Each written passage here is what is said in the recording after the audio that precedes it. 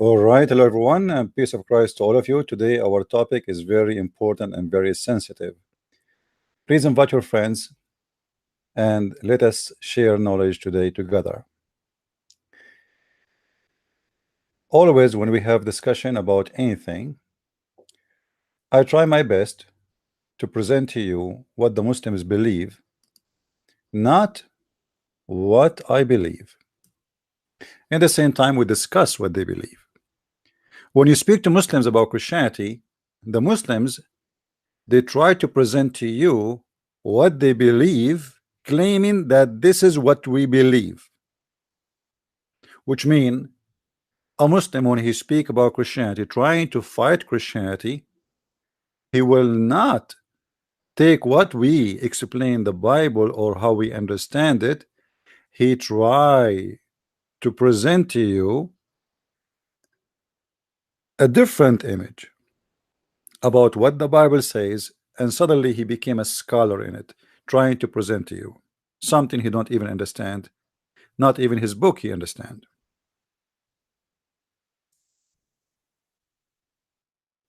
There is a guy actually, he just posted in one of my YouTube, claiming that Christianity is a copy paste of old mythologies, and he's a Muslim.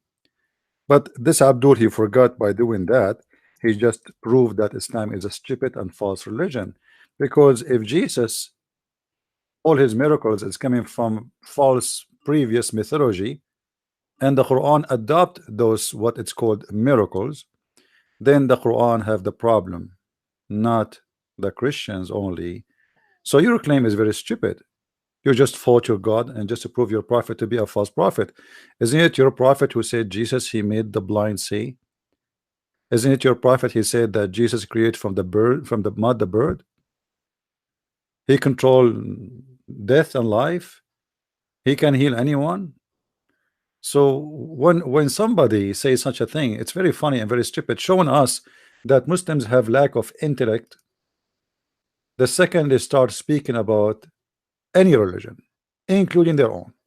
And today there is no exception. I will show you the same story. African people. You see, we heard Muslims always speaking about Islam as a religion who respect African, and Islam actually is made for African, and Islam is not the same as any other religion, and they try to present to you Christianity as a religion of the white man, which is very funny and very weird. You know, I'm a Middle Eastern, and between those who they are blonde, I don't think I have a place. The redhead, still they will think, and they are right. Actually, I'm from different race. You know, obviously I'm not the same as they are, but Christianity have nothing to do with race. Jesus never were said every white man who believe in me he will go to heaven. He said whoever believe in me he will go to heaven.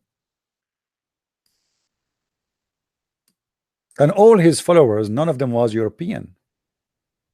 The 12 apostles of Jesus, none of them is European. So what is the propaganda behind the white man religion? Today, the African people, they are doing favor to the white man. One day, many ministers, or let us say preachers, who came from, if we can say, the white man land. But remember, the white man land, he himself, he been a person who became a Christian because a Middle Eastern man who came to him and present to him Christianity. So the white man is not the origin of Christianity, and they are just a followers, as many followers. And later, some of the white men, they went to Africa and they preached the gospel, and they were able to, or successful to convert many people to Christianity. But before that, still the ones who was able to go or reach Africa long before the white man come, it was people who they are Christians from the Middle East. As an example, country like Ethiopia, a huge country like Ethiopia, No, was able to be introduced to Christianity not by a European man, same as Egypt, not by a European man. Actually, in India, there is a church. Um, it's an Orthodox church, and the one who went there to teach Christianity is not a European man. So those are the earliest Christians in the world, and they were not European. The first city who accepted Jesus as God and the first church announced to be church, it was the city of Antioch.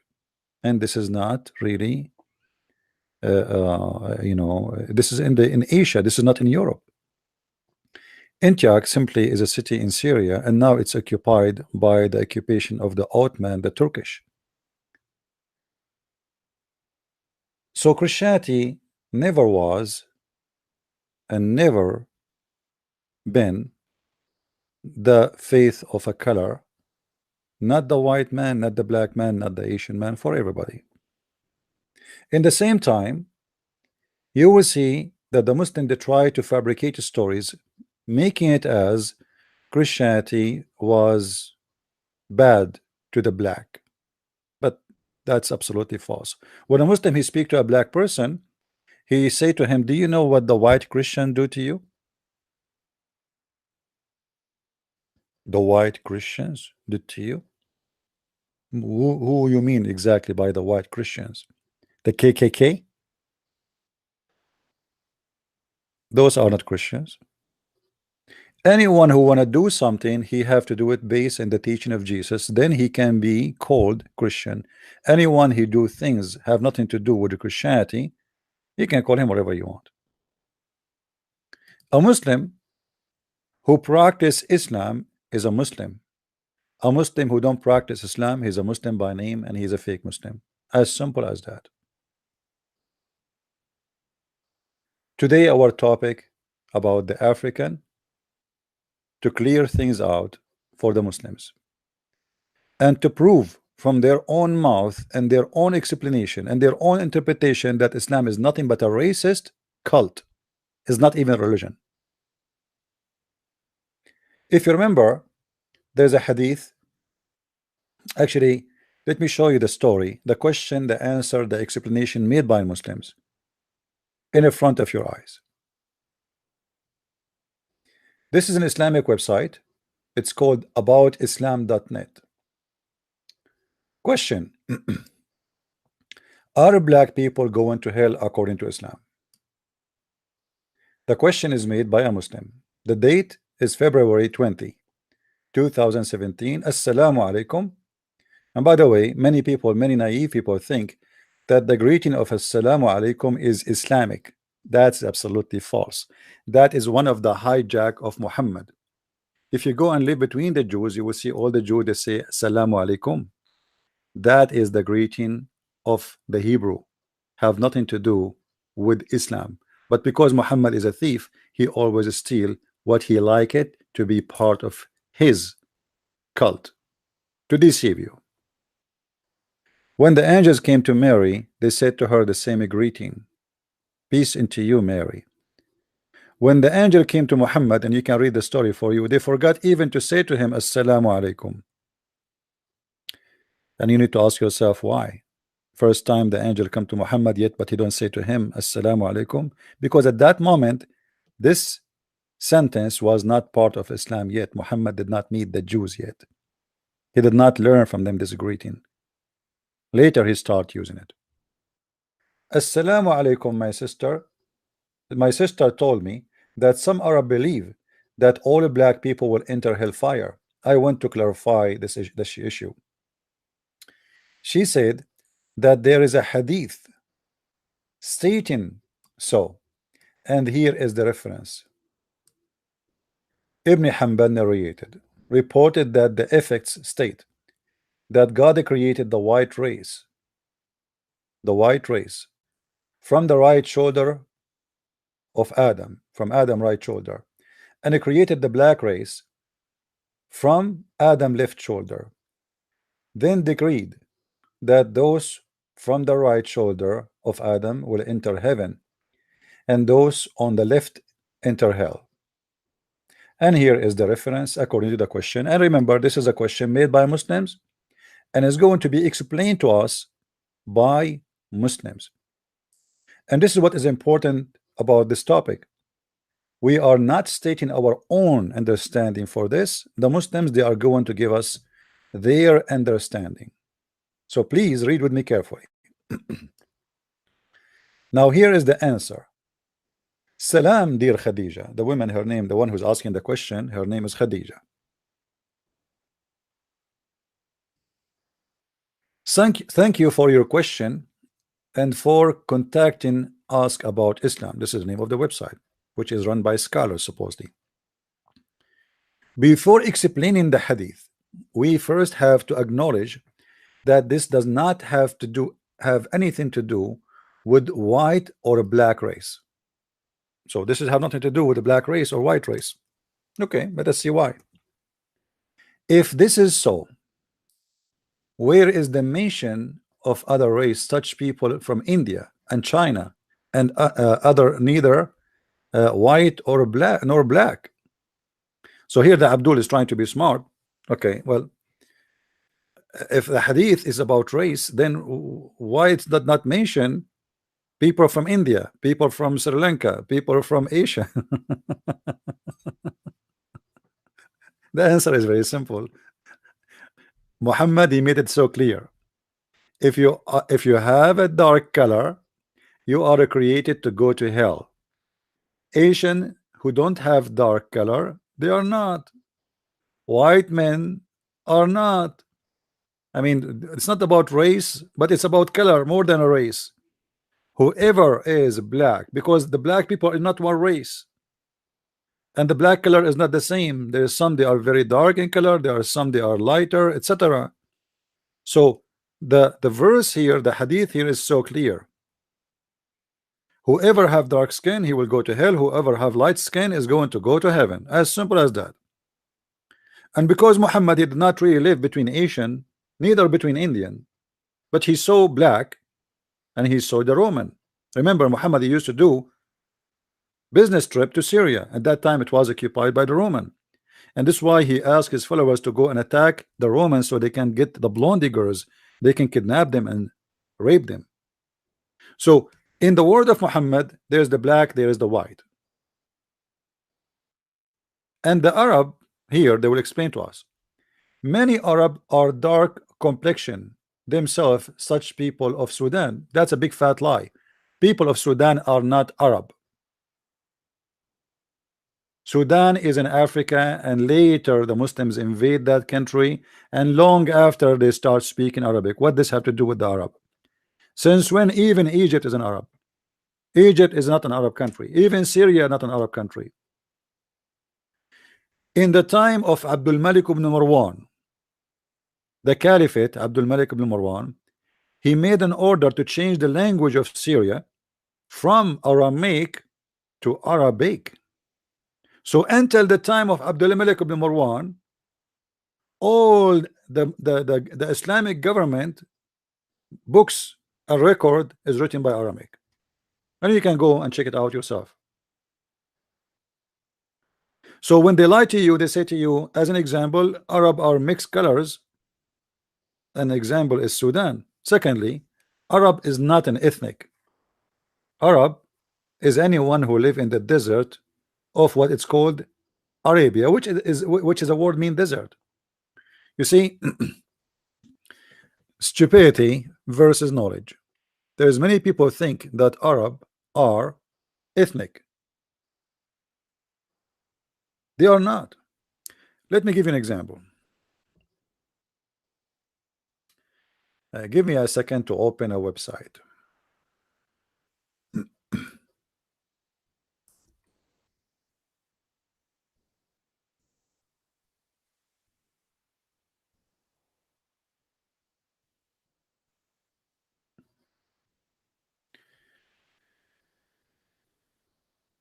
I'm going to show you just an example. Let us see.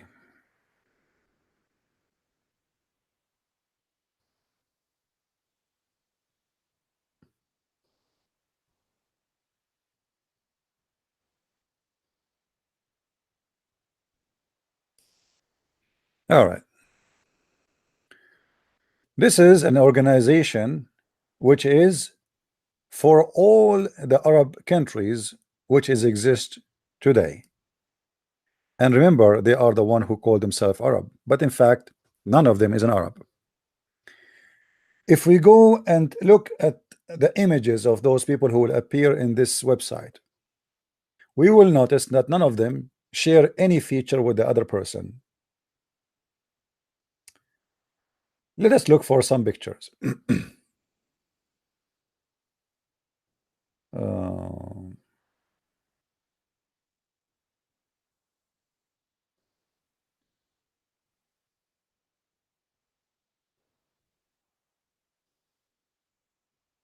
I'm trying to find you some pictures of.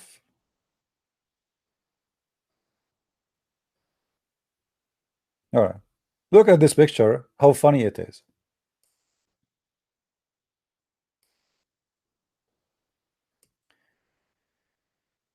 This guy is wearing Arabian clothes.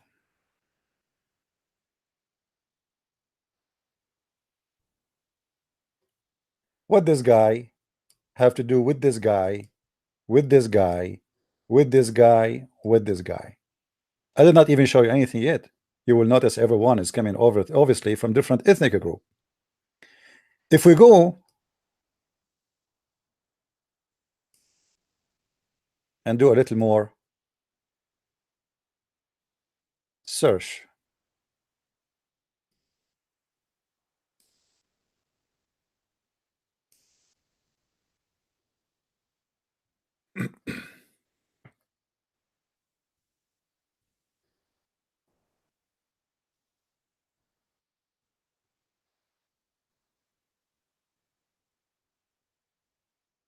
this is the king of Saudi Arabia. Uh, let us see. I'm trying. I don't know why I went to Twitter suddenly. I don't want to be there actually. They have a Twitter on the top, so I did search. Give me a second. Hold on. I'm just trying to make my idea clear for you.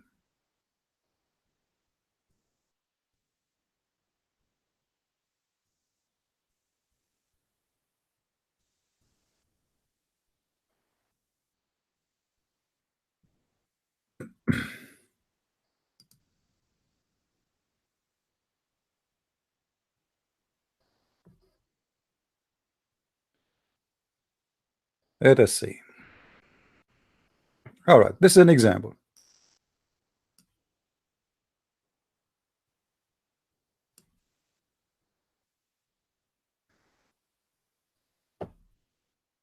This one here is the king of Saudi Arabia. This one here is the king of Jordan. This one here is the president of Egypt. And this one, I think, I'm not sure who is this guy. Maybe he passed away before, and I'm not sure really. I don't recall his face. Maybe Algeria, or I'm not sure. Morocco, king from before. But anyway, do you see any really any similarity in the ethnic group between them? This guy is an Egyptian. Egypt is in Africa. This guy is a Saudi, and this guy is the king of Jordan. And if we keep going all over, we will find that none of those who they are kings or leaders of those countries, they even look any even close to each other. However, you will notice that those who they are in Africa, obviously they are close to be look like African, or they are totally as African.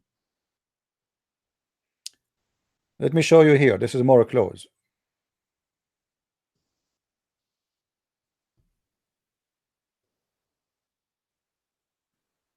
Actually, you know what?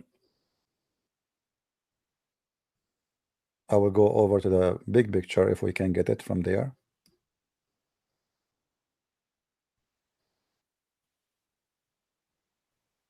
Yeah, look like this is pictures for what they call them Arab leaders. You tell me who is the Arab there. Tunisia. This is Morocco and his wife, the king of Morocco, the president of Tunisia and his wife. Al-Qaddafi, the king of Qatar and his wife, or one of his wives. The king of Jordan and his wife. The prince of Qatar and his wife. The president of Mauritania and his wife.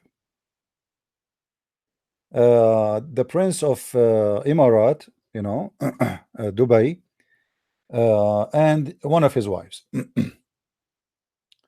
which is actually the daughter of the King Hussein. This is the president of Algeria and his wife. I mean, this is enough. Now, do you see any feature those people they share together? I don't see any, because simply each one of them is coming from different ethnic group. The one who they are really considered as Arab, 99% of their blood is Indian. They are not an Arab by themselves as an ethnic. As an example, this is the Prince of Qatar. If you see this man alone without those Arabian clothes, you will think that he is a Pakistani guy. If you look at the map, you will see that Pakistan is just a few hours away in the sea, across the sea, across the shore actually. At that time it used to be India. So they have very close look to the Indian. Actually, even the clothes they used to wear is very Indian. Actually, even the Kaaba is the same as the Kaaba of the Indian, the black stone which is worshipped in many in India, you know. So there's many things they share together. Those are the real Arabs, supposedly the one who live in the desert. But even those are not really an ethnic called Arab. But whoever live in the Arabia is called Arab. And Arabia is a word mean desert in the Aramaic language. It is not a name of an ethnic. By time when those people they get richer and richer, they start marrying from very beautiful women, or in the time of Muhammad where they start kidnapping women from the Roman and etc., and they start getting the look changed too. But you will see that none of those we can consider them as dark-skinned people as they say to us in the article. Where is the dark skin? As an example, this is the president of Libya, Al-Qaddafi. And Libya is in the heart of Africa, but yet Libya and Morocco and Algeria, they have a long history of kidnapping real black and shipping them for sale in Europe. Why? Because they consider themselves lighter in the skin and they are not the same as the African, but yet they are African. This is the president of Tunisia. As you see, he is a white person and his wife is a white woman. And the reason those countries are not really black, because all this North Africa was controlled by the Roman, and the Roman lived there. So they are mix of a blood between what is called African and the white European man since long time ago. Same if we go to the king of Morocco as an example, as you see here. All the pictures present to us nothing to do with African or Africa. Yet this is the Morocco. This is a land of in Africa. This is Tunisia. This is the land of Africa.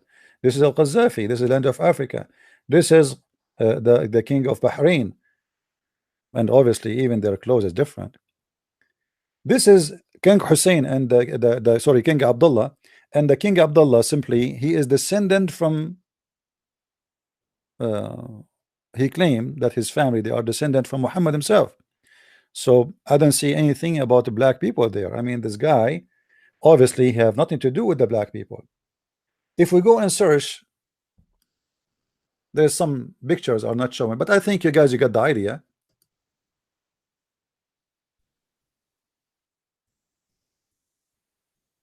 But just for a little bit more.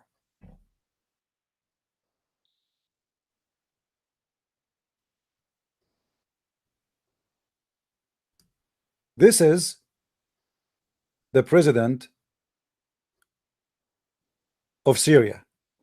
I mean, obviously he is a really Arab.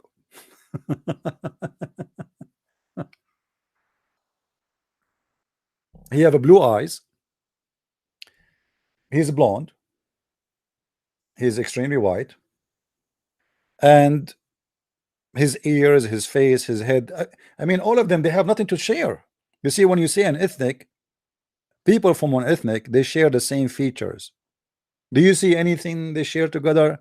If we put this guy next to the king of Jordan, next to the president of Egypt, next to the king of Saudi Arabia, next to even the Somalian, they consider themselves as Arab. You believe it or not? Mauritania, Libya, Morocco. I mean, if we put them next to each other, you will notice that each one is coming from totally different ethnic group. There is no way they are matched in any way, in any mean. What happened is very simple. Islam is religion made by a person who speak Arabic,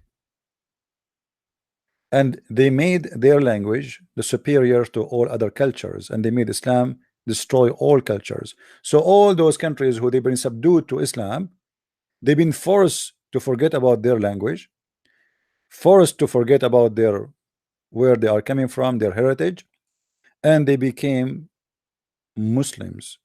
If you go to Pakistan as an example, you will see that people, they are migrating from India, and I'm saying here migration about culture. They refuse to be Indian. Why? Just because of Islam. Why the Pakistani, they ask for independence? Because of Islam. Because they are Muslims and they don't want to be with the Hindus. As simple as that. And then they change their names. You go to Pakistan, you don't find yourself you are living in Pakistan, you find yourself living in Arabia. Their name is Arshad, Rashad, Muhammad, Ali. Where is the guys who they are? Where is the Indian names? What is the Pakistani names? So this is what called Arabization. Islam force Arabization on you, so everything will turn to be Arab. Now we go back to the article which we are trying to explain. So the first point, we prove that Arab is not an ethnic. Arab have nothing to do with any ethnic group. Arab is a name was given by the Aramaic for whoever live in the desert. Simply the word Arab mean desert. So if you live next to the Aramaic and you live in a desert, they call you Arabian. If the Aramaic people at that time live in Nevada, whoever live in Nevada, they will call them Arabian. The Arabic language is not even exist by itself. Arabic language is a collection of languages born of Aramaic. Not only Aramaic, but the major, let's say maybe 90% of the language is coming from the Aramaic. The rest is coming from other languages. So even the Arabic language itself is not exist by itself. It is just the product of other language. We go back to the article. Many Arab are dark in complexion themselves, such as people of Sudan. And as I said, people of Sudan have nothing to do with the Arab. Otherwise, you have to explain to me how they are Arab, but they are black, and how come the Arab are not all of them black? Several of the Prophet companions had dark skin, as well as one of the most beloved to the Prophet, peace be upon him, Bilal ibn Rabah. But Bilal ibn Rabah, he was an Ethiopian, you liar. That's number one. Number two, what companion? He was a slave of Muhammad. You see, when they say companion, they make it look like he was his friend. But this guy, he lived and he all his life. Muhammad, he died, and this poor Bilal, he is an Ethiopian man. He's not an Arab, and he did not get his freedom. Who used to call adhan? He used to call for the prayer because he's a slave. The white man, the white person, he don't want to go for the hard work to wake up 4 a.m. in the morning. So they forced the black man, the slave man Bilal, to go and do the prayer. All of this to present to you what? That Islam is not racist? Let us see. I would like to thank you for the translation in Arabic. I was able to find the hadith you are referring to, and they're different muhaddith, which means reporter, and it is an authentic. Take a note, please. This hadith is authentic. Usually when we read it to Muslim, they say to us it is not authentic. Anything you throw at Muslims, they say to you it's not authentic. Anything, just to defend Islam. But unfortunately, your sister misinterpreted it either because it was mistranslated or not properly explained in the book that she was reading. Let me clarify. Let us clarify why the black people will go to hell. And this is the hadith they are talking about. When Allah created Adam, he hit his right shoulder. I don't know, guys, if the text is coming clear to you. Can you read it still? Can you read the text? Please let me know if you can read with me the text, because I want to be sure that you can read it. There's no point. Let me be sure. Let me increase the text size. Okay, maybe this is better now.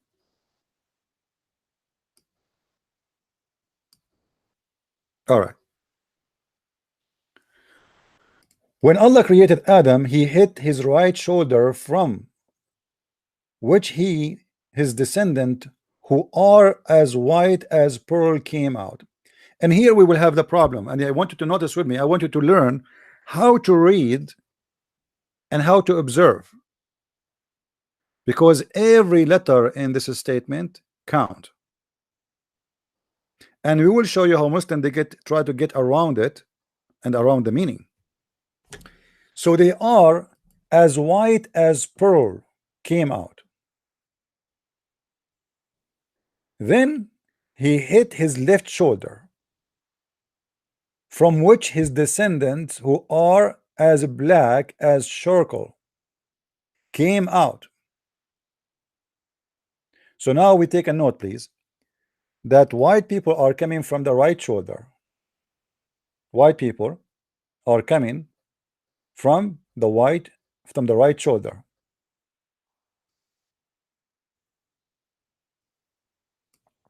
And now I'm going to change the color of the light in here, just to take a note. And from the right shoulder, from the left shoulder of Adam, he created people who they are black like charcoal, which means they are very dark in color. All right.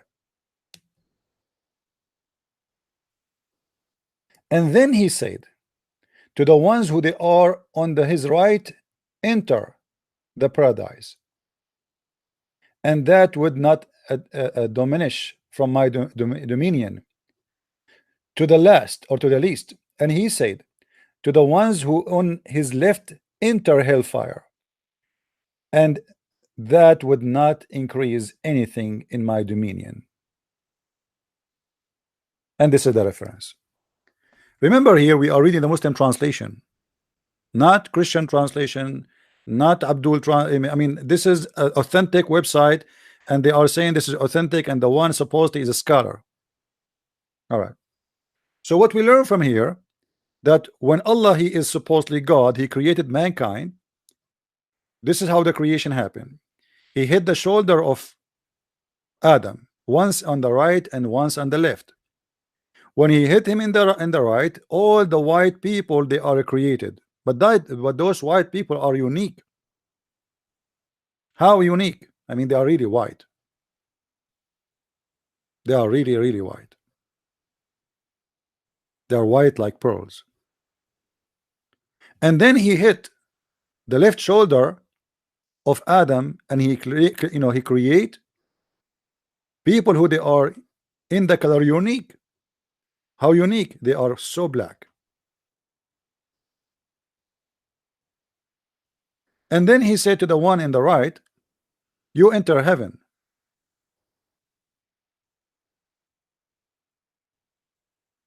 And he said to the one in the left, which means the black people, you go to hell.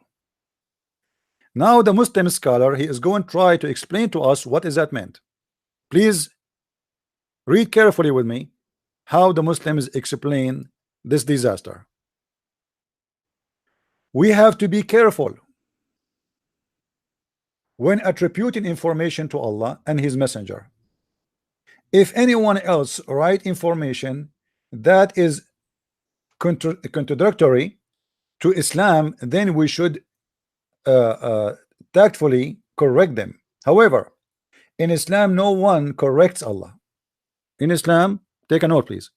In Islam, no one correct Allah and his messenger, for his God. You see, in Islam, nobody correct Allah or his messenger because they are our source of knowledge. Wonderful. In addition,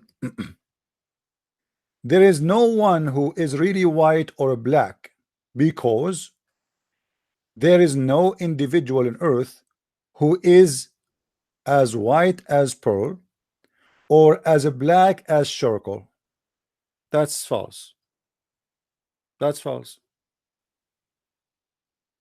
There's people who they are really white, very, very white, and there's people they are dark black like charcoal.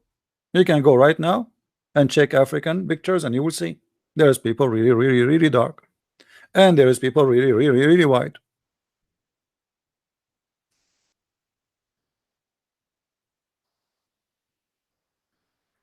And the Abdul here, he forgot something proven to us that Muslims have a lack of intellect. That Allah, he is speaking about who? About Adam.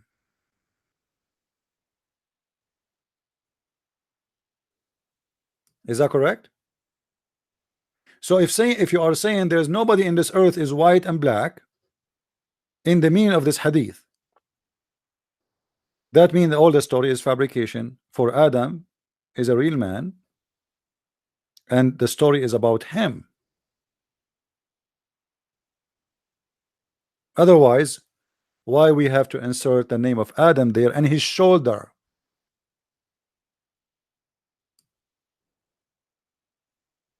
His right shoulder and his left shoulder. But soon we will notice why the Muslim Abdul trying to avoid this issue. Let us go down.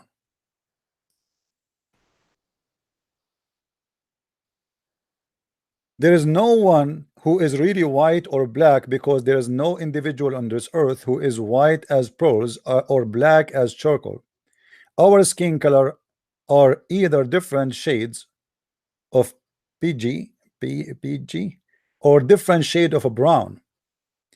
When talking about people hereafter, in the hereafter, Allah in his book, he said, on the day when faces will turn bright and the other faces will turn dark.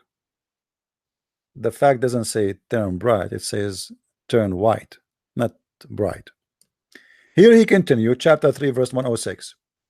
I have purposely quoted the Arabic words because white was translated as bright. See, it is white, not bright, while black was translated as dark into dark, which is correct since Arabic uses color in many occasions to describe the bright and the dark. But the verse saying that in the day there's faces will turn white and there is faces will turn black. And we've been before in Ibn Kathir, and we saw how the story of Al-Jassasa, where a beast will come emerge from the if you go to chapter 27 verse number 82, a beast will come from the ground. Let us go there.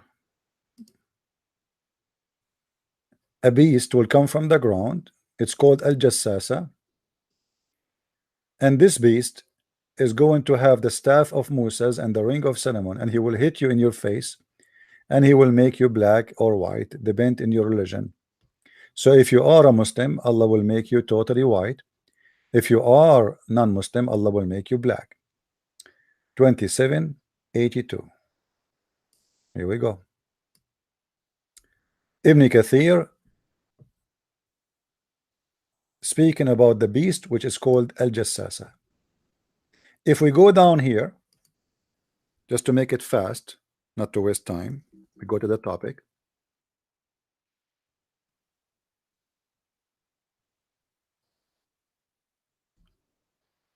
Okay, hold on. Read with me. So this beast, he will come and he will make a white spot in the face of the person. He will make what? A white spot in the face of the person. But this white, what this white spot will do? This white spot will spread and he will turn to be a white man. There will be no believer left without making a white spot in his face, which will spread until his face shining white. Do you see it? Not bright, shining white. As a result, and there will be no disbeliever left without it making a black spot on his face, which will spread until his face is black as a result. All right. So what we learn from this story, that there is racism in the judgment day too. In the judgment day, nobody is allowed to enter heaven, and he is black. For all the inhabitants of heaven in Islam, they are going to be white. And all those who are going to go to hell, Allah will make them black. And as you see, this is not my interpretation and this is not my explanation. We go back to the article.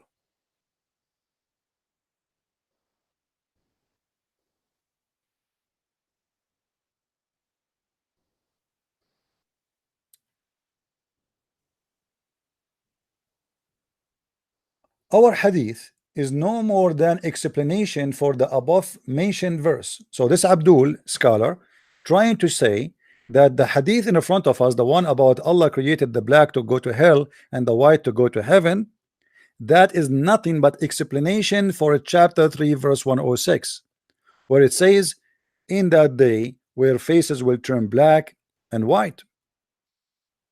Therefore the hadith clearly talking about good and evil. Take note, please. It's about good and evil human beings, which is found among every nation, every race, and every religion. Furthermore, Allah in His book, He says in this self-explanatory verse, O people, we created you all from male and female, and we made you into nations and tribes, so that you may know one another. Verily, noblest of you is in the sight of Allah is the most God-fearing of you. So the Abdur, he's saying, for Allah, all of us, we are equal. It's about how good you are. But this is not really what you just contradict yourself, my friend. I will go a little bit and show you how stupid Islam is. I'm not going to say the scholar who is talking is stupid. He is a victim of this cult. He just shot not only his foot, his God in the foot. Because look what he is saying to us here, that the hadith which is saying that Allah created the seeds of the white man from the right shoulder of Adam, and he told them to go to heaven, and Allah created the seeds of the black man from the left shoulder of Adam, and he told them you go to hell. By saying such a thing and by admitting that this is an explanation for chapter 3 verse 106, you just admitted that Islam divine good and evil by color. Because look what he said. He is the one who said here, it is hadith is clearly talking about good and evil.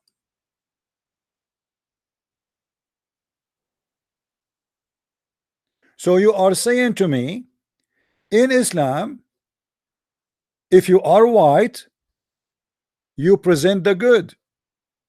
If you are evil, you are black and you present the evil one. Do you see it, guys? This is from their explanation, not mine. This is how he said. This is I'm just using their words. And he is saying that this verse explaining, it's an explanation for the chapter 3 106, where it says that in the day of judgment, faces will be white and faces will be black. Okay, is that literally? Yes, literally. As you see, there's a beast will come and they will have the staff of Moses and the ring of Solomon, and he will hit you with the staff of Moses and you will turn white, and the ring of Solomon you will turn black. So this is literally black and white by color, and this is literally about good and evil, and this is literally how Islamic understood that evil is black and white is good, and human being colored by black is a person ready now to be shipped to hell. This is what they are saying to me, and this is your explanation. And this is your interpretation in front of my eyes. If I try to explain to somebody from those who they are, you know, they accuse us of Islamophobia and stupid things, they will not believe you. It's in front of your eyes. This is their website. If we assume now that this guy is being honest and he is telling us the truth, and this is not about a black and white created in the beginning, no, this is about at the end of the time. I mean, this is even more evil and more ugly, because you are saying that your God from the beginning of time, he decided that whoever going to be black is the evil one, and whoever will be white is the good one. Your God from the beginning of time, he decide that the good ones, they should be white as pearl, and the evil one, they should be black as charcoal. How in the world can you follow such a cult?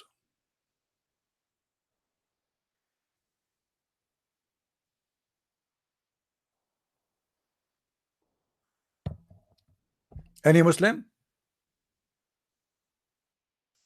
And by the way, this hadith have nothing to do, it's explanation for the end of the time. That's false, because as you see, it's mentioned Adam,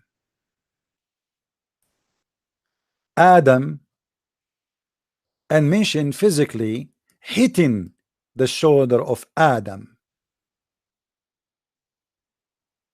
and mention which one is born from where and which one is born from where. The white people, they are born from the right shoulder, and you know that the right shoulder in Islam present always the good, and the left hand present the evil. So how you can jump over Adam and his shoulder and make it that this is just an explanatory about what will happen in the judgment day?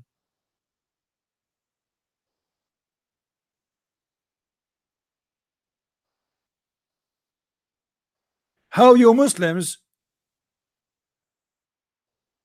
accept to follow a religion saying that, you know what, anyone he is good, he deserves to be white?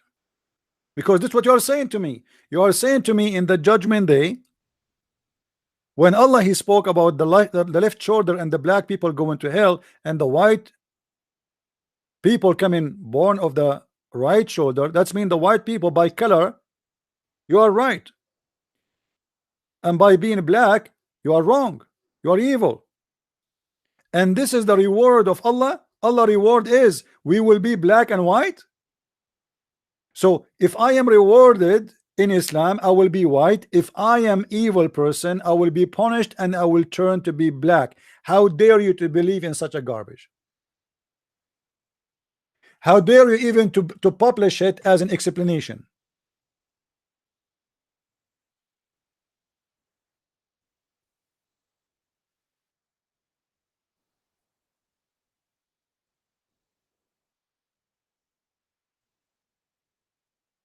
How anyone can follow such a cult?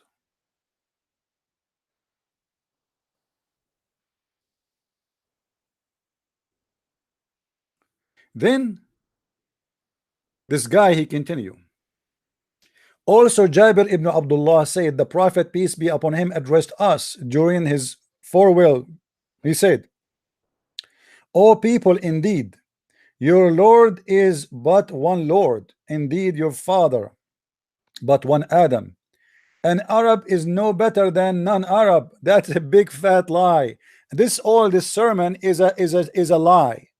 Muhammad he never said this sermon, and let me prove it to you. Let me prove it to you. The Muslim they say, and the Quran says, if this book is not from God, we will find in it a lot of contradictory. Correct? Don't they say that to us? In this sermon, they try to say to us that there is no people are favored upon people, and even they accuse the Jews to be racist when they say we've been favored by God.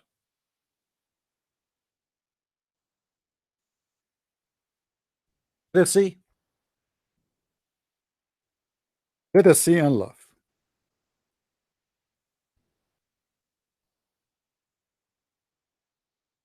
This is Quran. Chapter 2, verse number 47.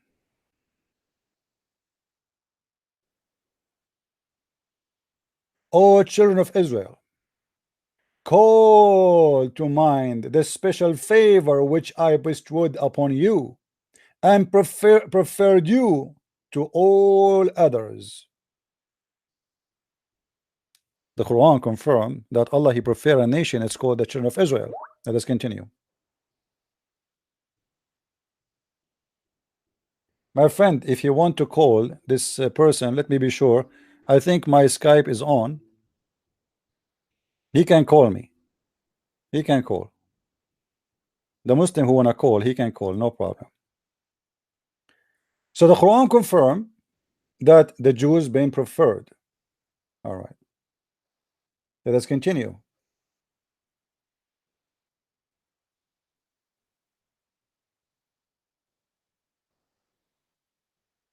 Chapter 2, verse 1 to 2. Allah He preferred the Jews again. O children of Israel, call to mind the special favor which I bestowed upon you and preferred you from all others. All right.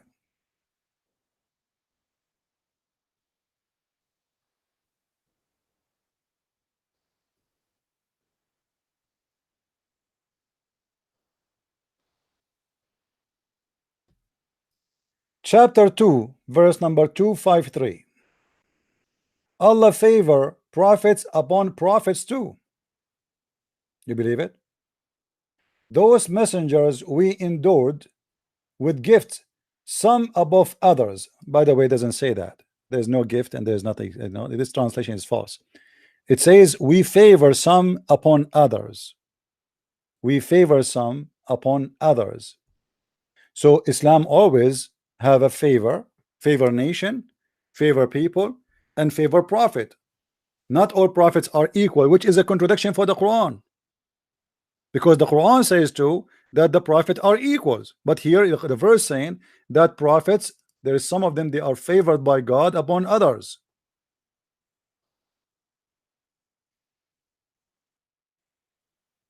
This is how Allah supposed to present himself. If we go to the hadith, we will see that Muhammad he claimed that he is the best of mankind, and the best of mankind are his family, and the best of his family is his tribe. And let us make it simple. From the best of mankind, let me get the hadith.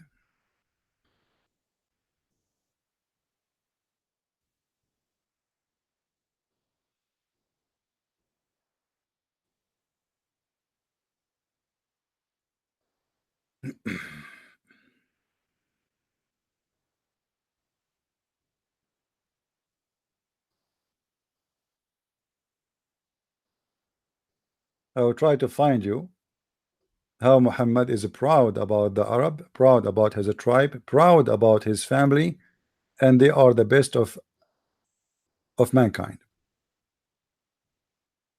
Let us see. Hold on.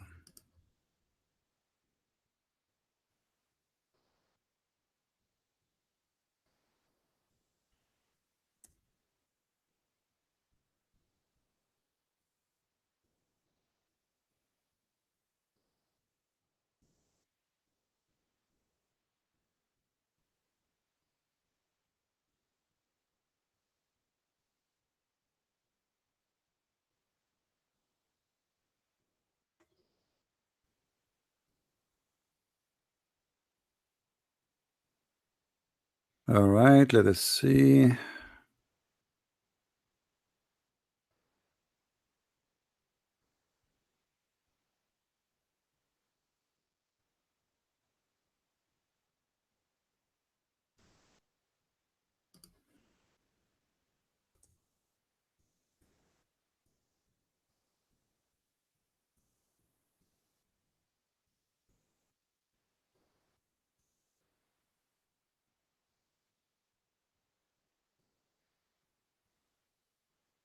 I'm just looking for authentic hadith, so Muslim will not say I am making things up.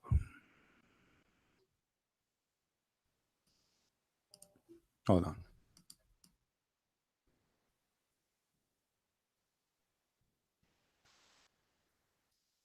I said, O Messenger of Allah, indeed the Quraysh have sat the spoken between themselves about the best of them, and they made your likeness as of a palm tree in wasted land.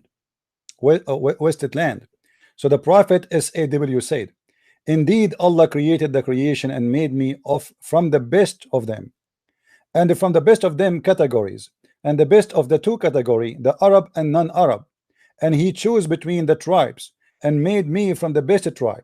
Then he chose between the houses and made me from the best house. So I am the best of them in person and the best in them in the house. Do you see it? So Allah is the one who made people are best and less best. In different hadith, Muhammad he said,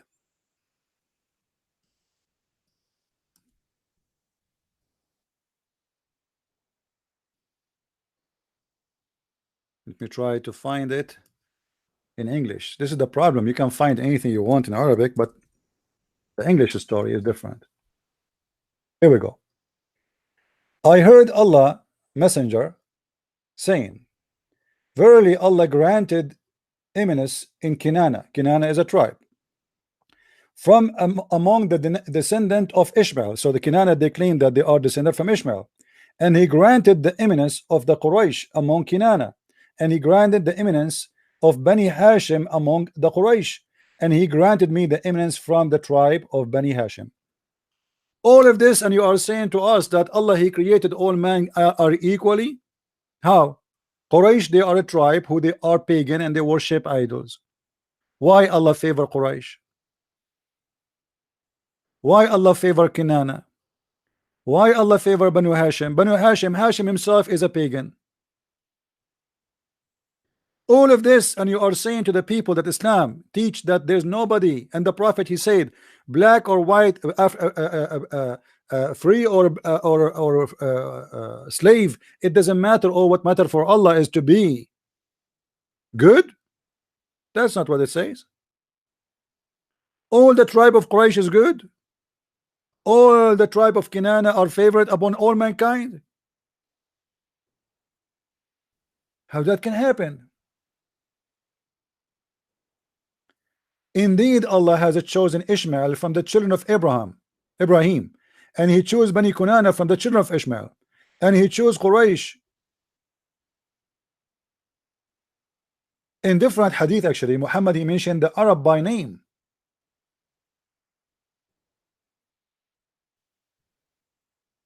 Let me see if I can find the other one.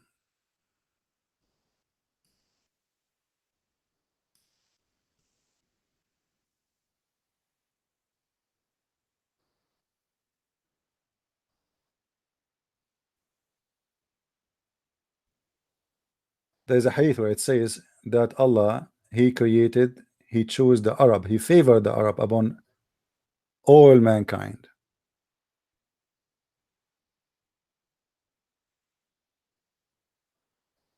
Let us see if we can find it. Maybe in this website, maybe it's going to be hard.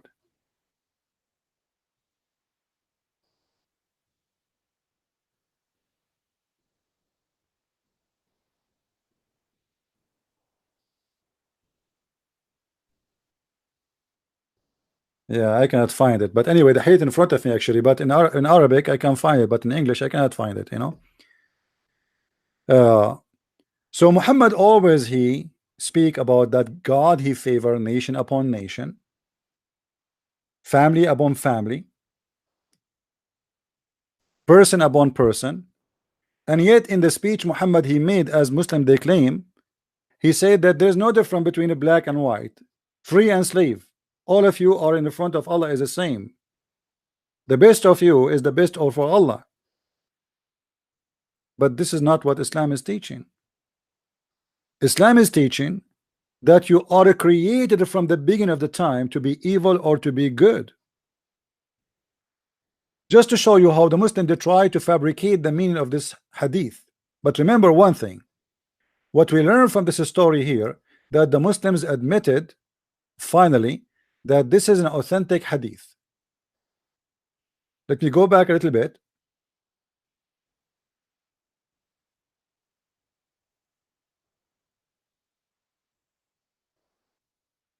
Where it says that this hadith is authentic. Okay, all right, okay. This is an authentic hadith. Sahih. Do you see it? So now we don't have the problem of claiming or blaming the game that this is not authentic and this is not really true hadith. It is a true, and the Muslims admit. If we go back here, in order to get the Abdul busted, with no question, that this is not about the judgment day, this is about since the creation of the man, we have to go and read the following hadith.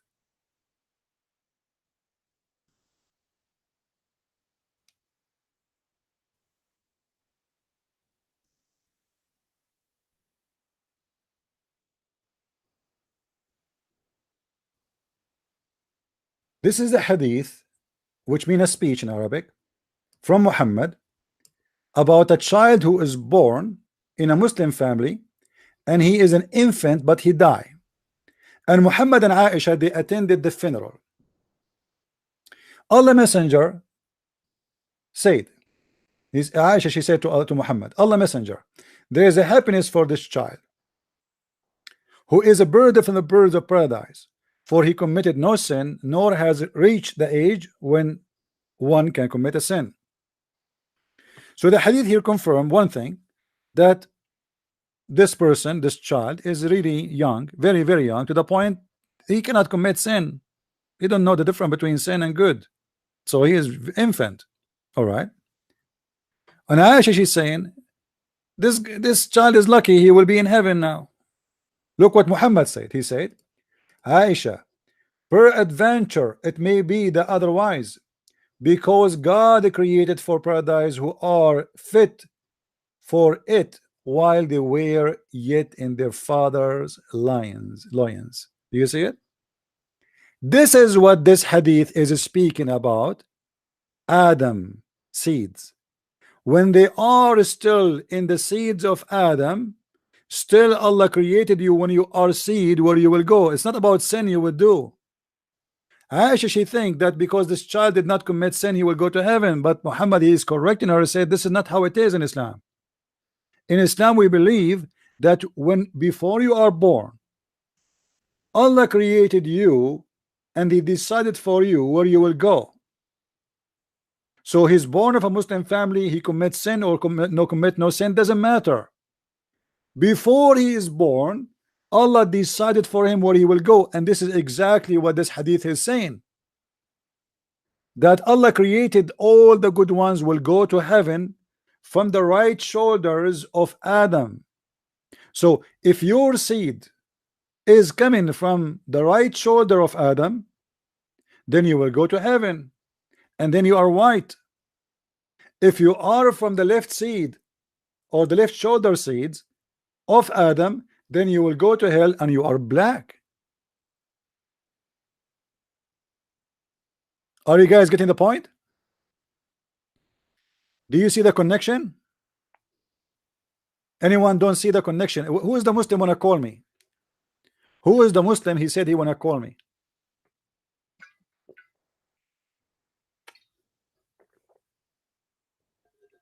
If there's any Muslim have an objection, I want to hear a Muslim have an objection, because if you have an objection, it means you have an objection about his God teaching. You see, when you are a child, is not when your destiny is written. Your destiny is written before you are created. In different hadith, if you remember, when Moses and Adam they have a debate, which is funny. I mean, how Moses even saw Adam and debated him. But Muhammad, he claimed there was a debate, such a debate happened. So he said that Moses have an argument with Adam.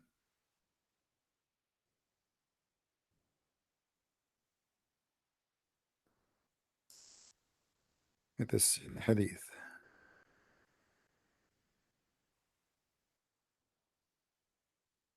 As you see,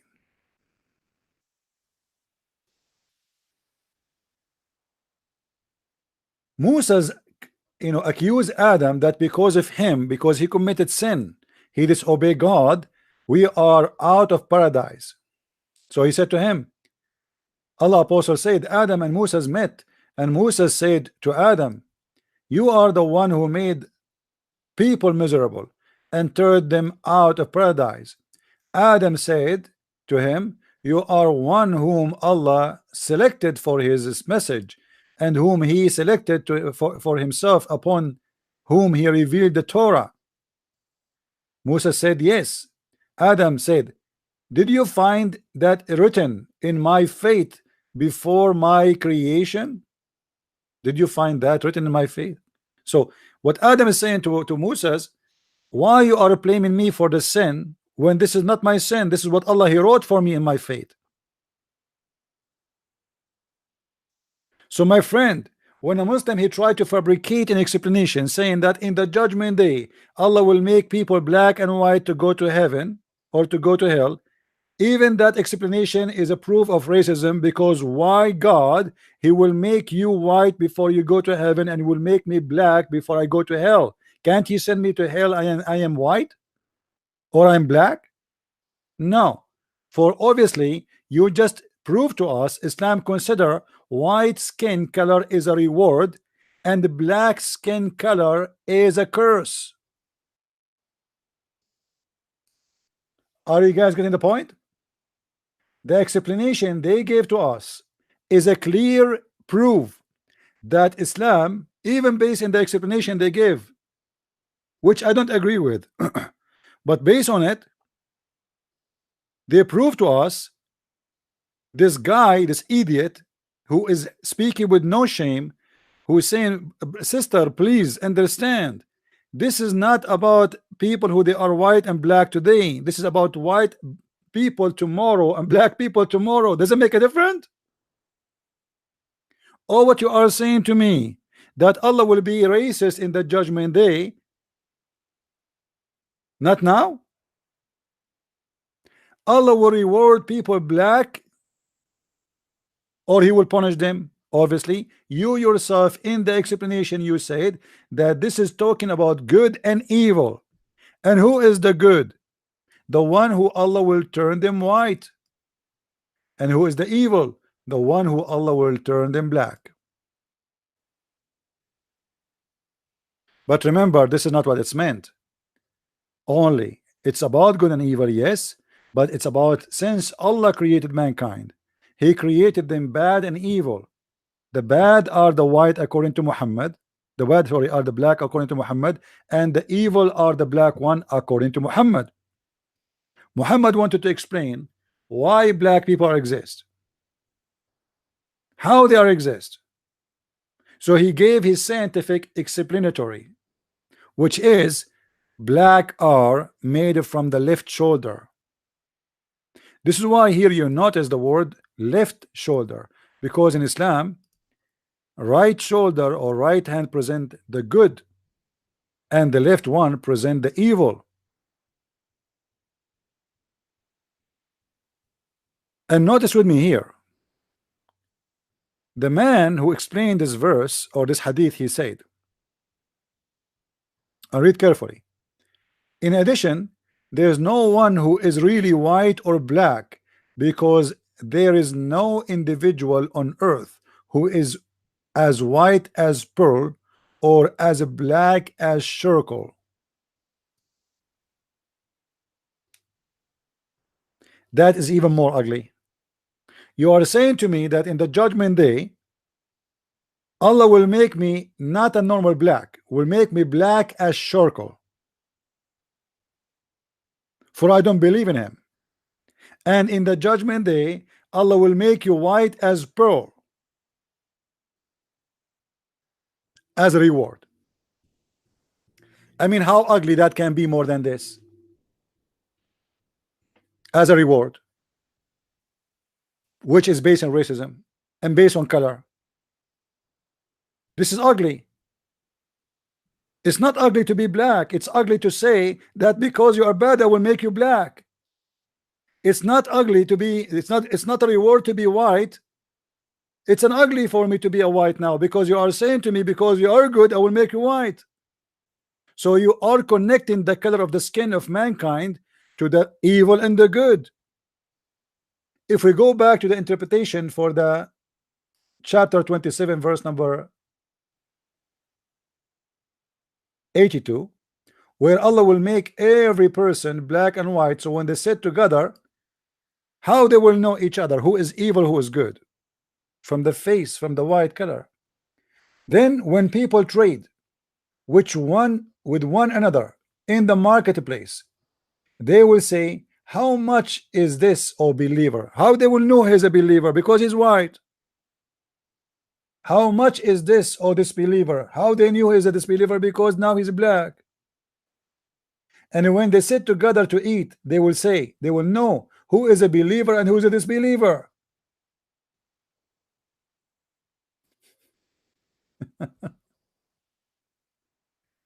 So in the judgment, before the judgment day, by the way, this is not in the judgment day even.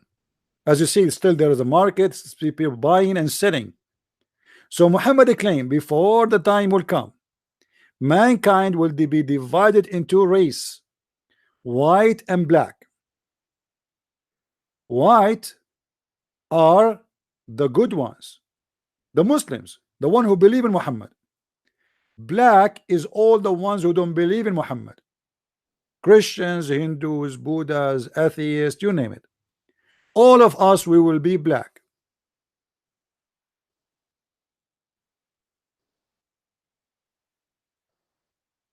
There's a hadith where it says, the one who said the prophet is a black, kill him. The one who said the prophet is a black, kill him. Because this is an insult to the prophet according to Islam. And Muhammad, he made fun of the black people, of their face. And he made fun of the Asian people, of their face, to the point he said the Asian, the Turk as the same as somebody was hit by a hammer. His face is like a shield hit by a hammer.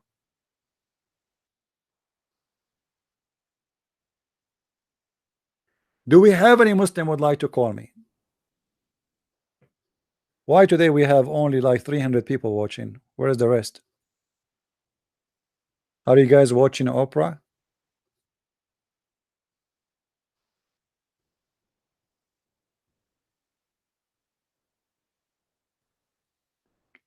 Any Abdul? What kind of religion this religion is? Why in the end of the time, you know what the Muslims are saying to us, that heaven of Islam is a black free heaven. I want to ask any person who is black, do you really feel that it's a reward for you that in the heaven Allah will make you white? Do you think this is an insult to you? So what does that mean? That's mean that you being a black is an insult in Islam. Otherwise, why as a reward all of us when we go to heaven we will be white like pearls, as this Abdul he explained in his article. And he is the one who is, or he said that you being, this is exactly describing, talking about good and evil. So if you are good, you will be white like pearl, and if you are evil, you will be black like charcoal. This is their explanation.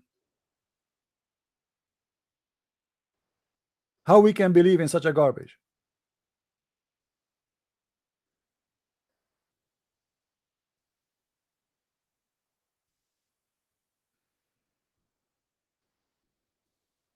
Christian Prince, finally he will turn black and he will find a girlfriend. Because I noticed it's easy to for black guys to find a girlfriend. Me as a white man, there's no girls who want to talk to me. I feel sorry now. Unbelievable. Maybe finally I will get married. Allah will make me black, and the girl, she will like me and will marry me. It's not working as a white man. What I should do now? I'm waiting for the judgment day. I have to wait all this time until Allah make me black. Can't you make me black from now and finish it? I mean, it's not even fair.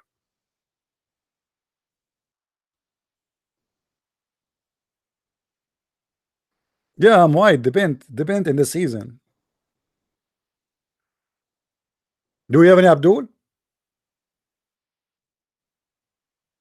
What a crazy religion. I mean, this is published in Islamic website to explain to the sister that Islam is not racism, not a religion of racism. This is how you explain that this is not racism. That in the sight of Allah equal, but in the sight of Allah, Allah seen us as white and black. Because this is what this guy he said. Allah he see the good ones are white as pearl and the black ones as evil as charcoal. Do you see it?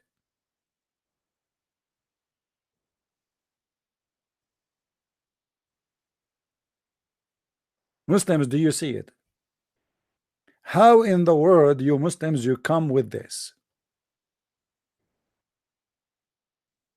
Who is the Muslim when I explain to us why Allah will reward the Muslims, will make them white like pearls, and he will make the evil ones black like charcoal?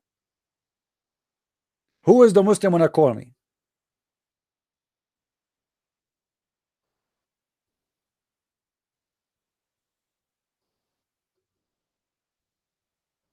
Allah is not funny, my friend. Allah is disgusting. First of all, Islam teach wrong ideas about beauty. Being white or black have nothing to do with the beauty. There's women who they are black, they are extremely beautiful. There's men who they are black, they are extremely handsome. Same for the white. You can be a white person, but you're not good looking. I mean, what? But nothing wrong with being good looking or bad looking. I mean, this not it's not your made. You see, when somebody is a good looking or bad looking, you have nothing to be proud about. It is just something inherent in your DNA. It's not your own made. But to make it as reason to consider someone as evil just because he have a black color, that is disgusting. And as you see in the judgment day, before the judgment day, people they will sit together and they will say to you, oh, this believer kafir. Why? Because you're black. Oh, he's a good man, he's a believer. Why? Because he's white.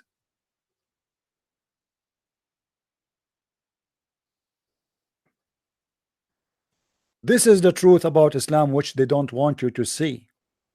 And as you see, we sit here for hours asking Muslims to call. My Skype is open. Where is the Muslims? The Prophet in his sermon he said that there's no difference between you. The Quran says there's different. Muhammad he said there's different. Muhammad he said Allah he favored the Arab. So was Muhammad lying?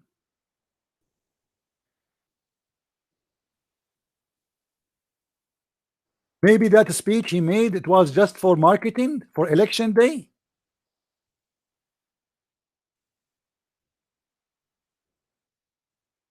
And Abdul,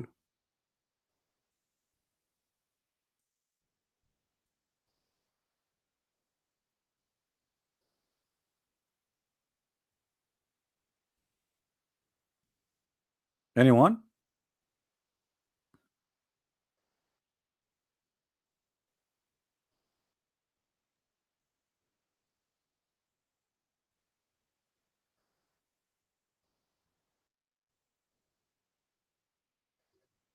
The funny, you know, Muhammad he said, if somebody is proud about his heritage, about his tribe, about his father, tell him to go and bite the penis of your father. Yet he is proud about his tribe.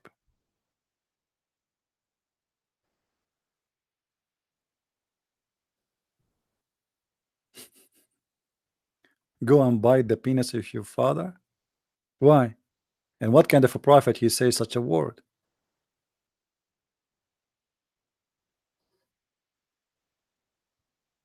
What is that?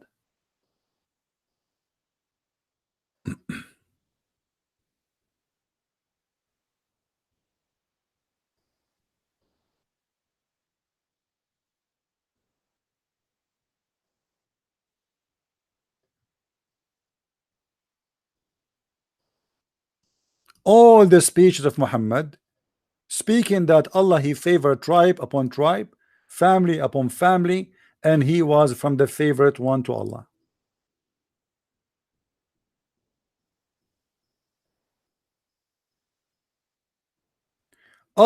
Allah, indeed, Allah created the creation and he put me in the best group of them. So what does that mean? Allah created the creation and he put me in the best of them. So he chose who is the best, he made the best, and he chose who is going to be the best. Then he made them into two groups. So he put me in the best of the group of them, and then he made them into tribes, and then he put me in the best of the tribe. Then he made me into houses. He made them into houses, and then he made me in the best of them in lineage and tribe and lineage. Do you see it? How more it's clear that Muhammad he believed that there is superior tribes, superior ethnic, superior family, superior groups over others chosen by Allah. So the speech is about that God did not favor anyone upon free or black or white. This is a lie, because as you see, Muhammad he claimed that there's many there's a lot of filtration here.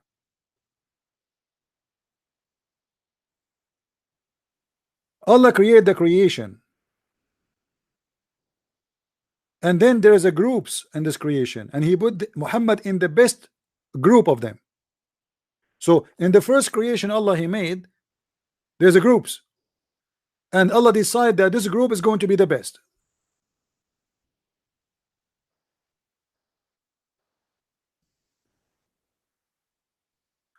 Group, from the group there is a best group of all the other groups. Those are nations. Then he made them into tribes. So nations are tribes. Then he put me in the best of the tribes. So from the tribes, or not all of them are equal, Muhammad is from the best of the tribes. Then he made them into houses. So every tribe have houses. And then he put me in the best of them, which means the best of the houses, in tribe and lineage. He made me. Do you see the word it says he made me, made them, made me? He made them, he made me, he made them. He made them what? He made them the best. So what do you mean all people are the same? That a figure of a speech is not exist in Islam, and it's a contradiction for what Muhammad he taught. Contradiction for the Quran, for even the Quran confirmed that God of Islam favor nations upon other nations. Who is a Muslim when I tell me how Allah he favor Muhammad? How? Quraysh are a bunch of pagan crazy people. Arab, they are savage, and I am from the Middle East, and they call me supposedly Arab. What is the best about us? Until now we cannot live in peace. Until now we cannot even have electricity.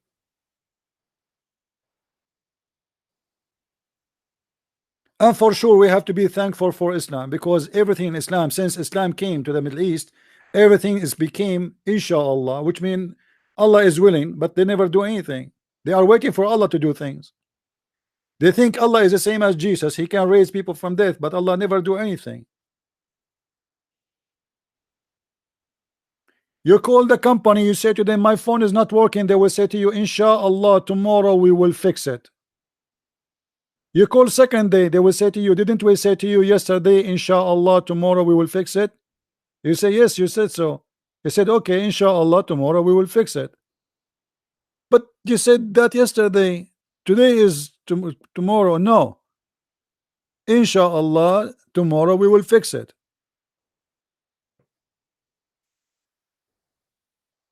What is good about those nations? You see the funny, they say that the Jews are cursed. The Jews are cursed. Can you show me how the Jews is cursed Muslims?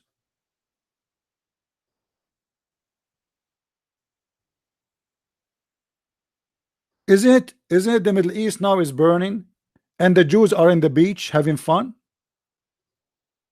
Isn't it Israel is the best in technology? Isn't it Israel is one of the most wealthy nations? And all of you are struggling with security, struggling with safety, struggling with economy, struggling even to make bread. You can't even have a bread of your own. You make nothing of your own. Everything you have is bought from somebody, even your weapon. Who is the one is cursed? I remember when somebody made a cartoon or you know an occasion about cartoon, draw a cartoon for Muhammad. The Muslims they decide to boycott the milk of Netherlands, and guess what happened? Babies start dying. I mean, you want to quote them, you will not buy their milk, like as if you have your own. Okay, we will boycott you because you made a cartoon about the prophet. We will not buy your milk and your cheese. After less than a week, the Muslim they felt how stupid that decision is. Our shelves is empty from milk. A little country, little tiny small country like Netherlands is feeding the world milk, and the Muslim decide to boycott the milk, and now they have no milk.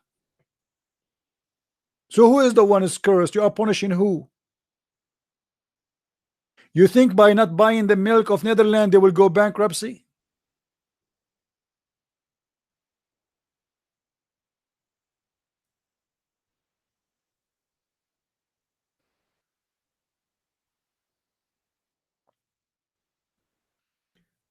Do we have any Muslim would like to call us?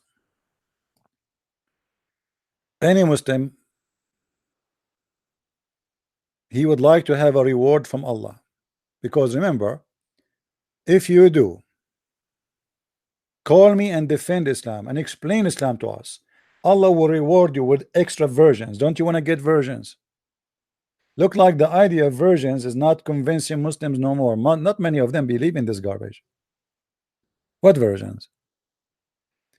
I mean, how in the world a human being can believe in such a stupid thing? Brother, if you believe in Allah, brother, Allah will give you a lot of versions. Brother, they are really versions. Yes, nobody touched them there, brother. Still nobody touched them. Yes, brand new, never used. What? Even the Quran.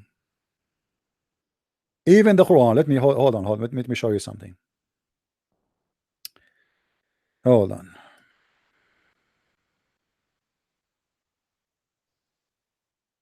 Oh Lord.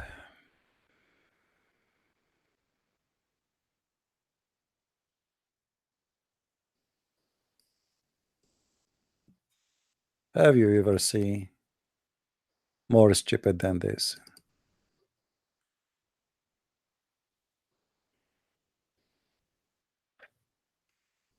You know, I don't know how many of you got my book, Sex and Allah.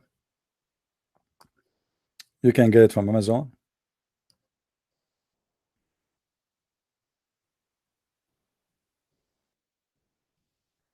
If you look in the book here, in the cover, there is a verse. I don't know how many of you was able to read it. Houris restrains, or restrained, whom no man jinn has opened their hemens with sexual intercourse before them. By the way, I try to be polite when I translate it in the translation. However, you can this I did not even use this is not even my translation. This is an Islamic translation. You can go to the same website we are reading the tafsir, and you will find the translation made by Muslims. So imagine there's a God. He is promising me that he will give me a woman, her vagina,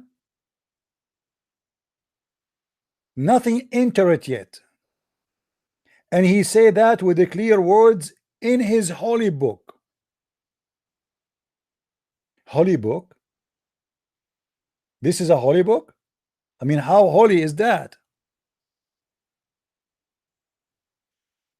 How holy to describe for me who entered the vagina and who did not?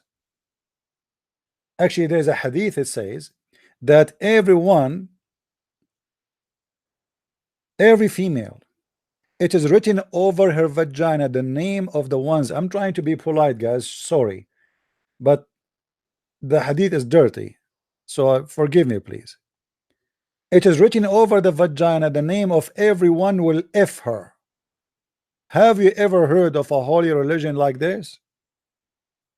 A Muslim woman, she called the sheikh and she said to him, I'm getting older and I am worried that nobody will marry me. Because in the Middle East, if you are over the age of 20, 21, obviously now you are a grandma. Muslim men, they follow the steps of the Prophet. They marry 6 years old girls. So she is saying to him, I'm worried that I will not get married. I'm getting older. The man, he wanted to make her feel better, so he told her what the Prophet said. He said, sister, don't worry. The hadith said, the Prophet said, that it's written in every vagina, the names of the men will F it. What? Written in the name of the vagina, of every vagina, the names of the one who will F it?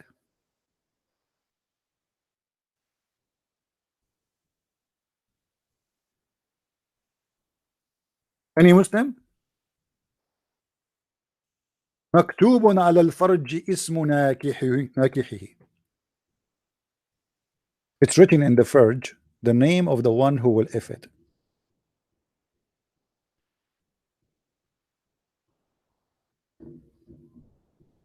What do you say?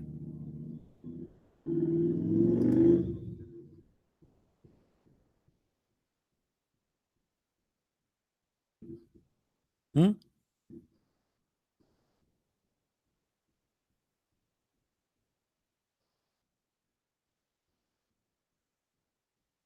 Any Muslim have a comment?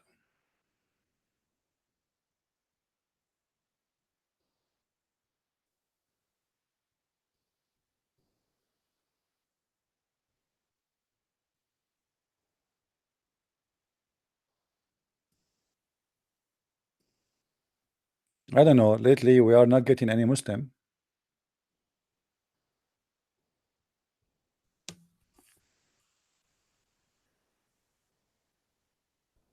And this is, my friend, how Allah explained to us how He created the black and the white. From the shoulder of Adam, and the reason in Islam, according to Islam, for us as mankind to be white and black, it's because Allah decided to give a definition for the good and the evil, and to make it easier for recognition. So the black ones in Islam present the evil one, and the good ones in Islam present by the white one. And for sure, this is garbage, and this is cannot be true. It's false. People are good or bad have nothing to do with their color. There's criminals from every race, every color, every language, every ethnic, and this is all is garbage. Don't ever believe in such a cult, because based on this, based in the interpretation this Muslim he gave to us, that Allah decided to clearly, he's talking about good and evil, and he is saying that the white one is the good and the black is the evil. Even if they want to say this is about the judgment day, that is not a good ethic to teach to your children. How you say that Islam does not differentiate between white and black, and then you say to your child, if he's black, you say to him, don't worry my son, in one day Allah will make us all white. Are you going to say that to him? Be honest with me, Muslims. Are you going to say to your sons, if you are an African, are you going to say to him this explanation here, that in the judgment day Allah will make us all white?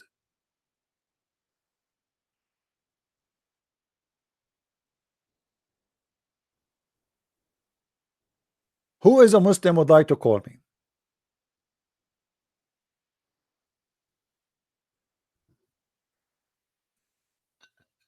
Anyone?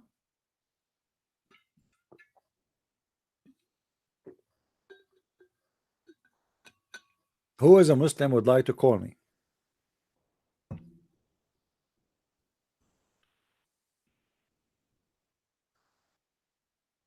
Imagine you say that your children's that hate children's.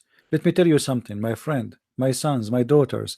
One day Allah, in the judgment day, He will turn all the Muslims white like pearls and all the kuffar black like charcoal. Dad, but we are black. Yes, but in the day of before the day of judgment, Allah will make us all white. Allah, but why Allah will do that? I mean, what's wrong with us being black? Is that bad? If it's not bad in the sight of Allah to be black, why He decide to make the evil one black and the good ones white?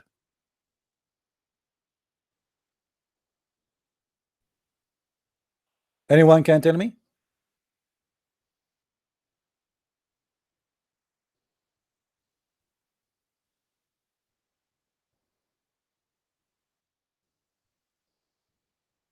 Why Allah He cares so much about the color of the believer and the color of the disbeliever? And why He favor that the one who will be a believer, he will be white like pearls? And why He mentioned the name of Adam and the shoulder of Adam and the right shoulder and the left shoulder? Why He claimed that whoever created from the left shoulder of Adam, he is the seed of evil and he will be black, as you see in front of you. And as you see, the Muslims admit here that this is an authentic hadith. The game of being weak is not working no more. This is authentic.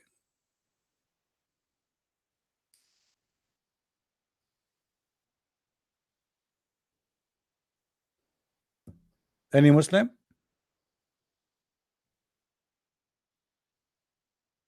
And I am angry from this hadith because I mean, why Allah don't make me wake up tomorrow and make me black right now? Why He's waiting until the judgment day? I want to be black. I mean, come on.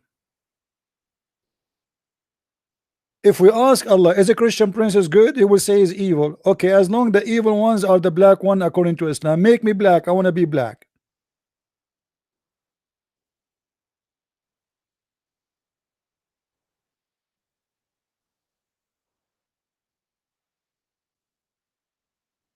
Any Abdul?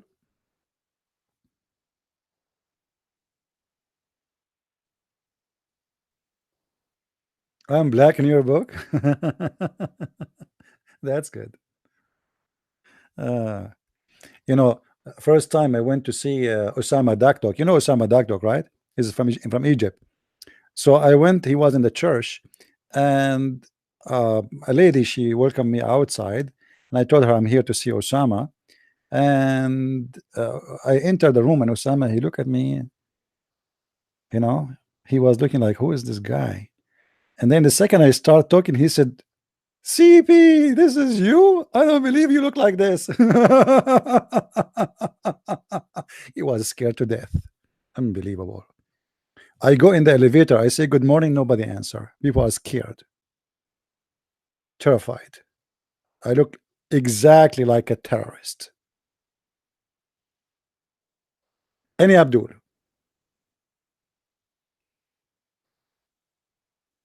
But you know, I have to be honest, I look like a professional terrorist, not anyone.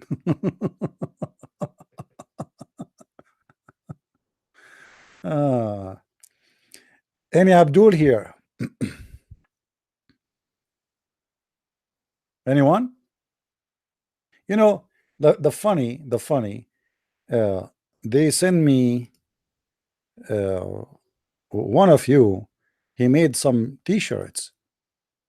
You know, T-shirts inspired by my talk, and the T-shirt You can get it from that guy. I don't know who is the one is saying those shirts. It says any Abdul.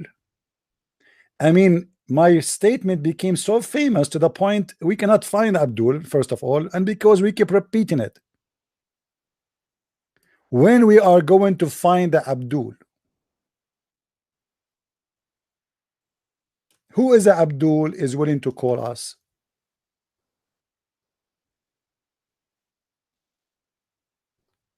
Anyone?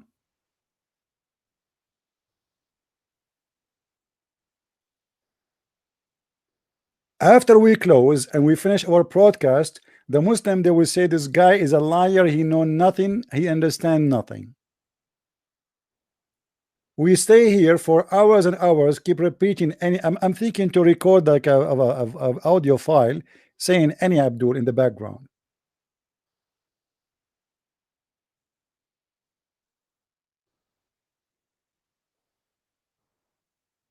So who is a Muslim or Muhammadan is willing to call us?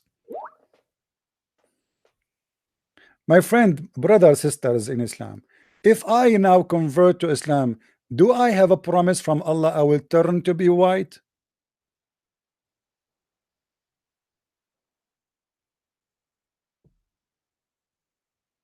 Can you promise me, please?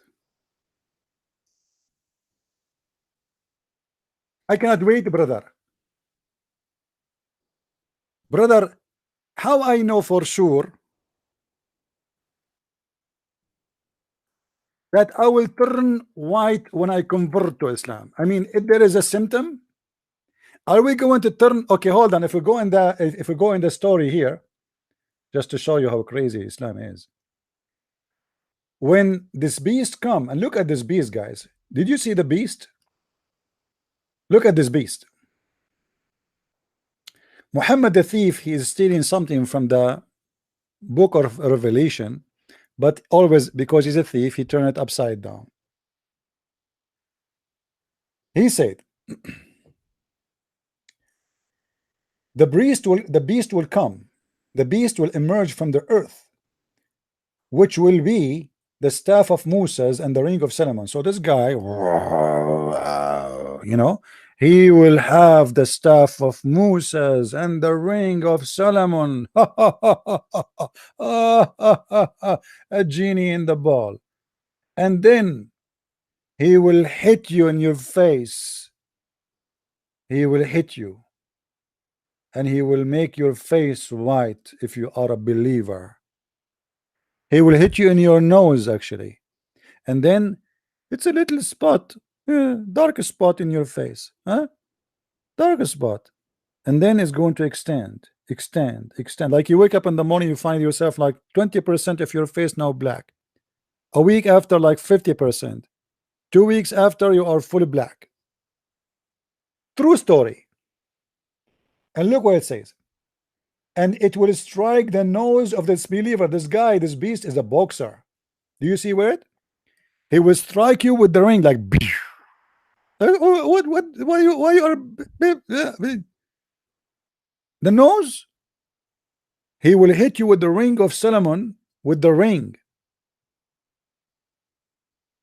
and he will make you black, and will make the face of the believer white with the staff. And then Muhammad described to his followers the look of the beast, which I find it fantastic. I hope one of you is good in drawing to draw this beast for us.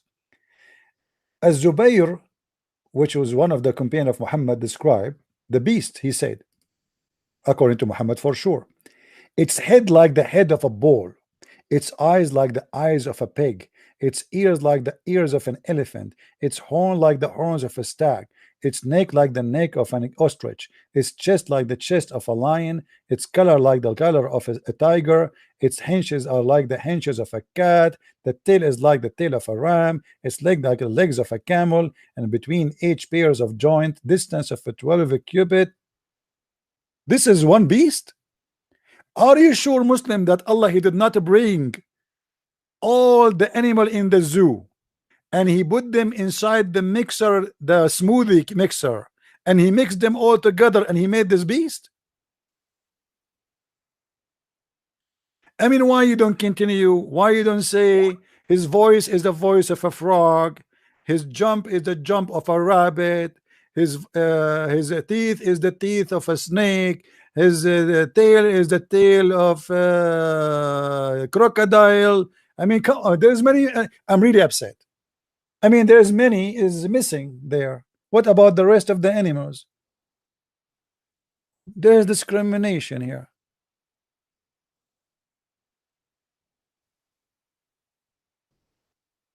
Any Abdul?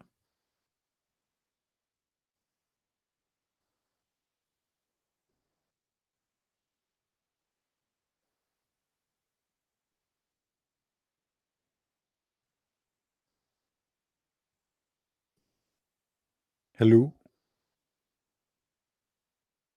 Hello? It's me you looking for. I want to meet this beast. I cannot wait. Especially he is going to make me black. Finally, my dream will come true. I will become a black and I will vote for a Trump. And they will ask me, okay, how you are black and you vote for Trump? Isn't he racist? Why Trump is the racist? You see the idea? I mean, the I cannot believe it that always those who vote for Democrat, they defend this cult, and yet they speak about racism. I never saw someone he is a supporter of a Clinton and he don't defend Islam. But this cult, as you see, consider the evil one or the black one.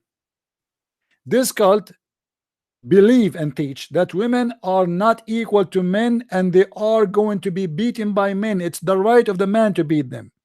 It is the right of the man to own as many as he want of his slaves, to rape them. It is the right of the man to control them and have 4 wives at the same time. Yet those people, they defend this cult. Let us see. Do we have any Abdul? I mean, please, who is Abdul wanna call me?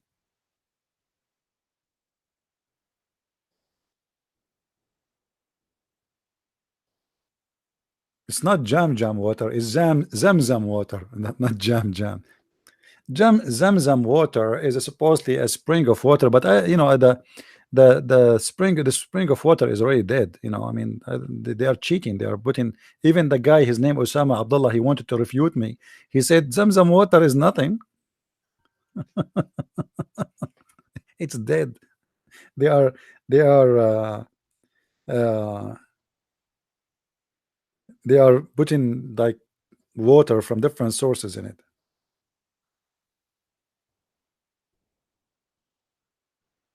Anyone?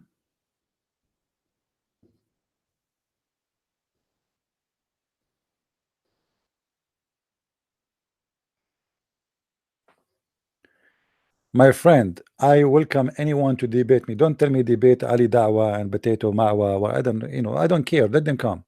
What I will do, I mean, what I will chase them. I make a challenge to all the Muslims to debate me, and my Skype is open. Have you ever heard that one of those people, the guy, what his name, the Titan TV guy, he offered them to come and debate me. The second they heard that this is a Christian prince, all of them, they back down. Do you remember?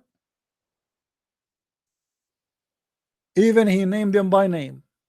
He said that he asked them to come and debate me, and he named the guys. He offered them to come and debate me.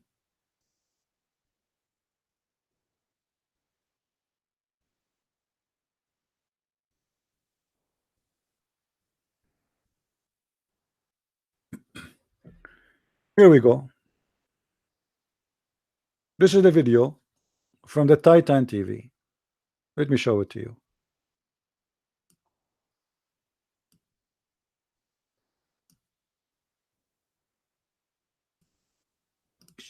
Preface it, Christian Prince. The Bible says this. Da da da da da. Christian Prince, you said this about the Quran, but da da da da da da da. You know what I mean? Is there? That's all you've got to do. Yeah. That's all you got to do. So if you're up for a challenge, okay, come on in. All right, you're already seen. I'm not going to be sending out none of the links to anybody. If you've got my personal contact details, contact me and let me know you want to get onto the show. Otherwise, all you have to do yet again is email me, kalam@live.co.uk. All right, email me. I'm sure we're gonna get a hell of a lot of excuses. Oh, but I didn't know how to contact you. Why didn't you send me the link? Well, we all know how you get onto the show, right? We all know all you have to do is email me and I will send you the link straight away. And then a We week don't like after, other channels that are scared.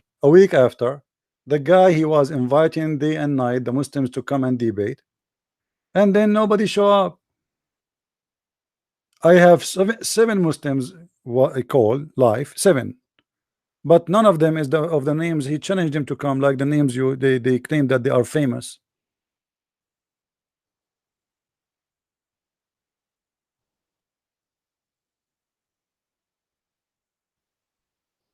Let me see here if you mention the names of the guys. Something that's going to be spectacular, right? You know this? Do you know this? I know this. Do you know this though? That's the question. So yeah, we got Christian Prince coming on tonight. You know, this guy is absolutely phenomenal. Okay, absolutely phenomenal. And it seems as though, yeah, we've asked several Muslims at Speaker's Corner. I'm talking, we've asked Muhammad Hijab. We've asked Adnan Rashid. We've asked Ali Dawa. We've asked so many different individuals here of the Islamic faith to come and debate Christian Prince. Every single one of them made a hell of a lot of excuses to say, I ain't debating Christian Prince. And from then onwards, I realized, okay, my Muslim community are shook to debate people that have a little bit of knowledge. They're so used to debating people that are completely ignorant, you know, of Islam, the Quran, the Hadiths, and Christianity. They love that. They love, you know, easy pickings. Even at Speaker's Corner, I hear it a lot. Okay, and this is what. Let me quickly do this. This is what I hear at Speaker's Corner. I basically hear this at Speaker's Corner that you know, I want to speak to new people. I don't want to speak to the old people. I want to speak to new people. And when I'm like, huh, you want to speak to new people? And when I see it, I say, oh, hold on. You're not picking on like young Christians. You're not picking on people that are, you know, cultural Christians rather than people who are actual Christians who are, you know, really well read, really well studied. I'm like, oh, I see the game. It's all about scoring points. No one there really wants to debate somebody that actually has knowledge that could actually challenge them. I'm like, oh, interesting. So tonight, I don't know. I doubt it. Okay, I doubt it. 100% doubt it. Yeah, that we're gonna have anybody from the Muslim side come on to simply debate or ask some troubling questions to Christian Prince. Actually, I'm going to invite you guys, okay? Because I know some of you guys are going to be too scared, all right? I know my Muslim audience is going to be a bit too scared, so it's okay. It's okay. Don't worry. You know, I'm not going to hold that against you, my Sunni Muslim brothers. I'm not going to hold it against you. If you've got any questions for Christian Prince, all you have to do is either email me, kalam@live.co.uk, kalam@live.co.uk, email me, or you can simply drop your questions inside of the comment section. All right, after this video is finished, all you have to do is drop your questions inside of the comment section.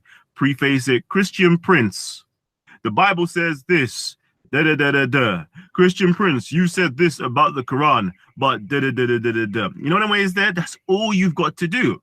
Yeah. That's all you got to do. So if you're up for a challenge, okay, come on in. All right, you're already seen. I'm not going to be sending out none of the links to anybody. If you've got my personal contact details, contact me and let me know you want to get onto the show. Otherwise, all you have to do yet again is email me, kalam@live.co.uk. All right, email me. I'm sure I'm sure we're gonna get a hell of a lot of excuses. Oh, but I didn't know how to contact you. Why didn't you send me the link? Anyway, guys, did you hear how he invited all those names you mentioned to me always? Muhammad Hijab, Da'wa Potato, Adnan Rashid, all those who they claim that they are people who knows Islam, and yet all of them they are potatoes who run away. So don't ask me why you don't debate this guy and debate that guy. They will not debate me. They debate only if they knew that there's somebody they can. Let me tell you how it is. Muslims, they go and they look for someone they knew they can make it with him, which means at least he will not hit them in the nose, not physically, I mean, and he will not destroy their fake career. They will choose someone who do not know anything about Islam or little about Islam, and then they will try their muscles with them. But the second they knew that you are a person who can beat them easy, they stay away from you. And this is what this gentleman was speaking of. They choose always naive ones who don't have education, and they don't know much about their belief and the Muslim belief. And the most important is not to know about Islam belief, because the Muslims, if you do not know about Islam, they can accuse you with things it exist in their religion. You see, when the dad used to debate Christians, those Christians, each one of them, he was a very naive person in Islam. Enter one day the dad, he met with Arab Christian. His name is Sharush, and he's Sharush. Sharush, he debated the dad. The dad did not show up for the second debate. They scheduled 2 debates. The second debate, the dad did not show up. He backed down. Because the dad is not used to debate someone who speaks Arabic and someone who knows about Islam. They always debate someone. It was a mistake. They should not do it again. And this is exactly what the Muslims do.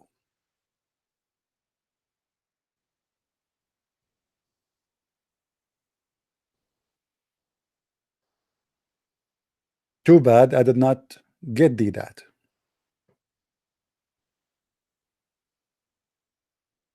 Maybe we will get the next D that. And all of them, they are copy paste of each other. Like, you know, Zakir Naik, he start copying the that, and then now there's a guy is copying Zakir Naik. All of them, they are copy of each other. But the sitter, there is somebody is asking a question. Why in the Quran it says that Allah made no miracle? First of all, my friend, the Quran itself is the miracle. And look at me. I am myself, I'm a miracle. I'm trying to grow a beard, and I am struggling with the beard. I put fertilizer, it's not working. I put even Nivea, it's not working. Then I started the Quran, and now mashallah, my beard is growing. All of them, they are copy paste, but nobody knows even what this guy is talking about. When Zakir Naik, he says the reason we don't have a Muslim woman as a prophet because if she bend over, everybody will look at her ass. I mean, there's 20,000 people are listening live, and nobody says to him, shame on you, you idiot. What are you talking about? We don't have a Muslim woman because if we have a Muslim woman, she will bow down and her ass will be in front of our face, and Muslim will not pray to Allah then. This is what he said. Brother sister, our sister here asking a question. Why in Islam there is no women see the Prophet?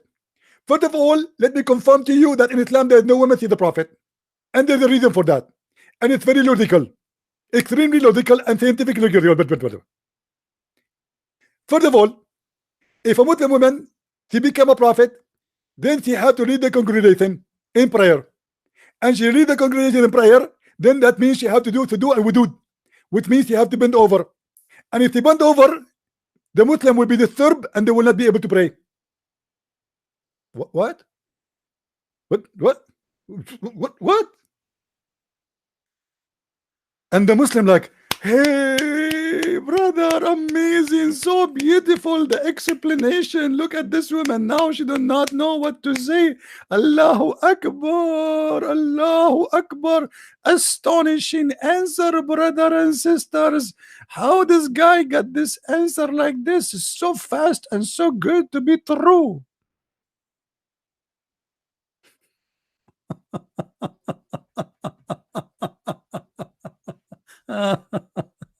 Uh,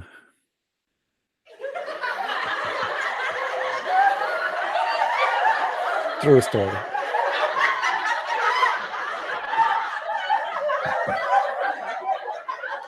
Do we have any Abdul?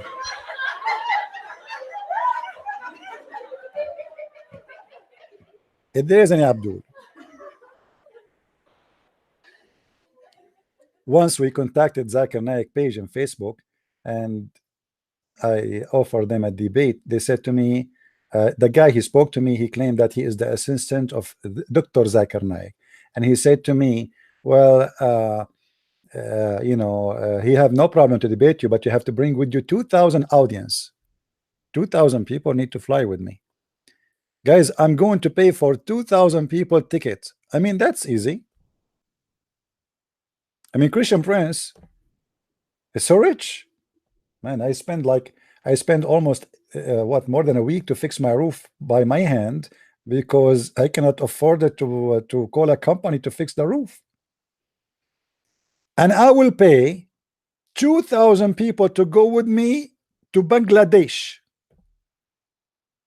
Who wanna go with me to Bangladesh so we can meet Dr. Zakir Naik? Round the trip is paid by Christian Prince. Do you remember this guy? What his name? Wa'il Ibrahim. Wa'il Ibrahim, he challenged Christians to debate him. I said, okay, I accept. He said, okay, he wasn't expecting me to accept. So he said, okay, I am willing to debate you. He's first. I'm willing to debate you anywhere in USA. I said, I accept. Then he said to me, okay, well, I cannot come to USA because I do not have a visa. So why said USA? I said, no problem, my friend, we can do it in ABN. You can even use your Skype. You do not need to come. Who need a visa? Who need the ticket? He said, no, I want to do it face to face. You know what? Do it what? Face to face. A Muslim always want to debate a Christian Prince. He want to do it face to face. I never met until now a Muslim want to debate me ass to ass. What is face to face have to do with debating me? Are you going to answer me and I will answer you, or you want to see my face? What do you want exactly? Then you that this guy is not going to come to us face to face.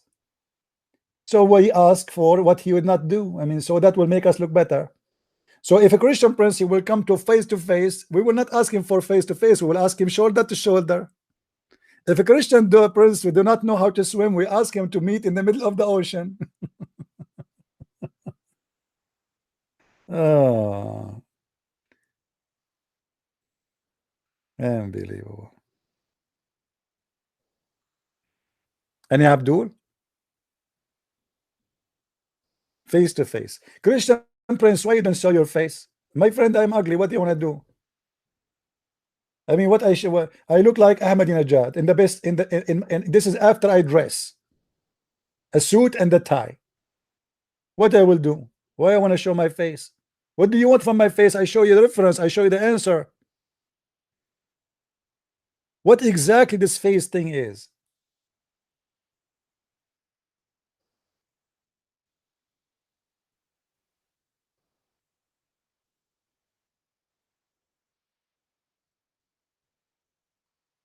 So now, do we have any Muslim? Last time we received a call in Skype from a Muslim, he was naked. He have a picture of himself naked.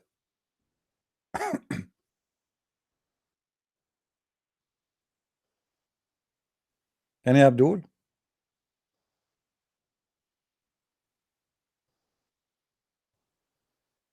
Once in the chat room in Paltalk, I enter, like I saw a Muslim chat room. It was really huge. So I became curious. I want to know what's happening in this room. Why it's so huge? And I went, and it says, everybody is saying like, can you move the camera left? Can you move it a little bit? So I said, what camera left? What camera up? What those guys are looking at, you know? And then I click at the camera to see what this camera. There is only one camera in the holy chat room, and there's hundreds of people there. And everybody is saying like, wow, amazing. What is that? And then I opened the camera. I found a Muslim woman. She have a camera next to her foot. Next to her foot. And the whole mad crazy people, they are asking her to move the camera. Can you move it to the left? Can you move it to the right? I see a toes. They are amazed with her toes, my friend. Unbelievable. If a toes of a woman drive them crazy, imagine the versions in the Quran, what they will do. Any Muslim?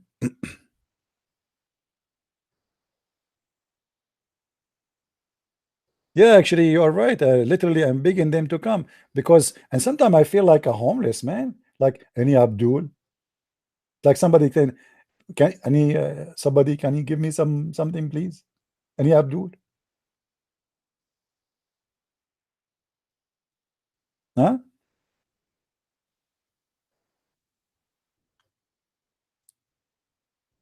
Who is a Muslim would like to call us, please? Okay, we will change the topic if a Muslim call us. Promise. Anyone?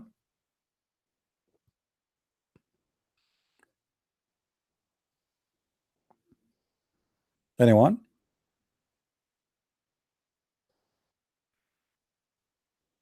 Who is a Muslim want to tell me something good about the Prophet of Allah Muhammad? Anything. I don't want to hear something bad. Anyone? Just something good. Who want to tell us something good? I heard that Muslim used to do charity too.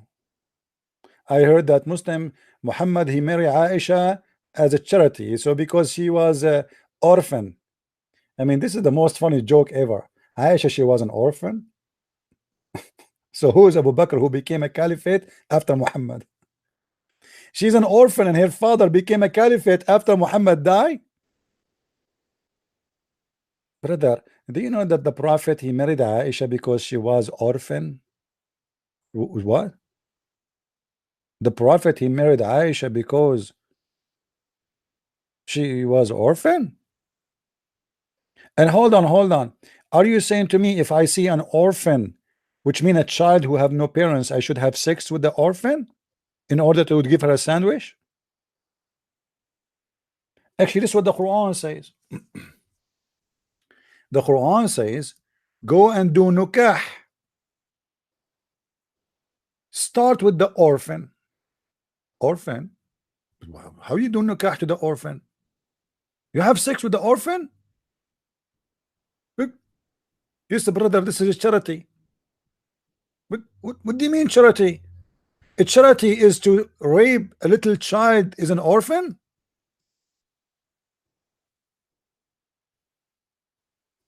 Unbelievable.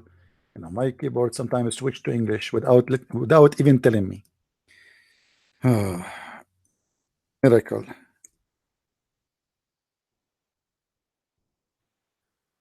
All right. If you go here, you will see Muhammad saying the following: وَإِنْ خِفْتُمْ أَلَّا تُقْسِطُوا فِي الْيَتَامَى فَانكِحُوا or فَأَنكِحُوا مَا طَابَ لَكُم مِنَ النِّسَاءِ مَثْنَى وَثُلَاثَ وَرُبَاعَ. What is that? What is that? Muhammad is making poo-poo. Muhammad is saying, if you are afraid, if orphans, you will not be nice with them, then go if different kind of females. If you fear that you cannot be equitable toward orphan, then go and if such a women seem good to you, 2 and 3 and 4. Anyone can explain to me the wisdom of this orphan story here? And by the way, the word marry here does not exist. The word marry is nikah. This is not nikah. I mean, this is not the word here is used as nikah, not marry. The word marry is zawaj. So the Prophet of Allah and his God Allah asking us to be nice to the orphan. How we sleep with them? What? Is that a charity? We rape the second you say orphan, it's mean it's a child. Do we agree? Correct, guys? If a person, he is a 20 years old and his parents they pass away, he is not an orphan. Do we agree? Is that correct? Same in Arabic.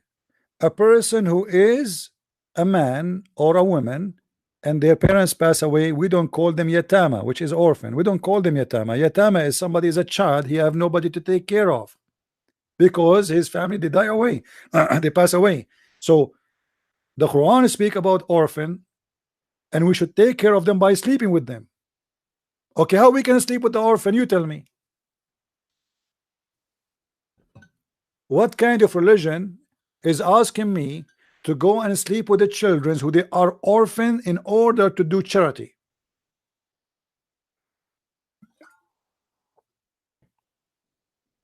And Abdul? And then the Quran make it more ugly. Look, the Quran did not say go and marry a woman. No, no, no. The Quran say, and this is proof that this is not about marriage, this is about having sexual intercourse. Look what it says. And if you cannot be like equitable toward the orphan, then go and of what you enjoy of women, not seem good to you. Two, the Quran start to sleep with two, not one. And then three and four. And by the way, here a translation is better than other translation. In other Islamic translation, here they put the word or instead of and. You notice here it says and. This is correct, because in Arabic it says wa. Wa in Arabic mean and, not or. This is why I believe strongly that Islam never promoted to marry which having intercourse with four, but nine.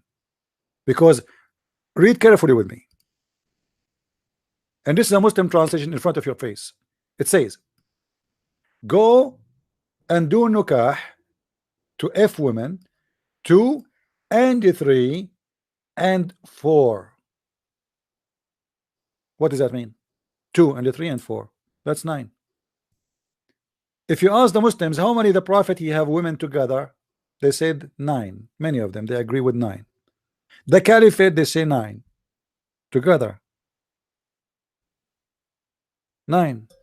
The early Islam they used to have 9 women, not 4. But because Muslims, there's a huge difference between Muslim today and Islam before. They are disconnected. Many things Muslims do not know today. I mean, they are just guessing, because Islam does not have really a good documentation. Let us say, if we say what is even the scripts of the Quran, the Muslims they have 0 script or manuscript. If you remember 2 years ago, they found a piece of leather in England university. I forgot which Birmingham, something like this. They found, suppose it was called historic manuscript, which is a piece of leather, goes even to the before the time of Muhammad, and then it's written Quran on it. And the Muslim they were so excited for that discovery. Just one piece of leather, and even that piece of leather does not match with the Quran today. Why? Because they have nothing. They have no Quran, they have no book. Like the Muslim now, the Quran we are reading, they say this is the Quran of Uthman, but they don't have the Quran of Uthman. Nobody have the Quran of Uthman. All the Islamic sources is not exist. As an example, they say to you Sahih Bukhari. What is the most authentic hadith of Islam? Sahih Bukhari. What is second? Sahih Muslim. Okay, do you have original copy for Sahih Bukhari? No, nobody have it. So what do you have?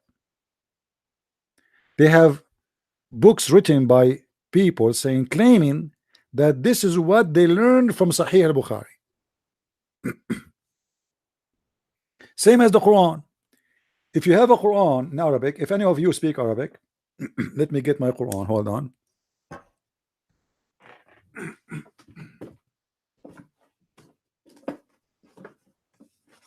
All right. In this Quran, in page number A, where is page number A? Which is at the end of the Quran in Arabic.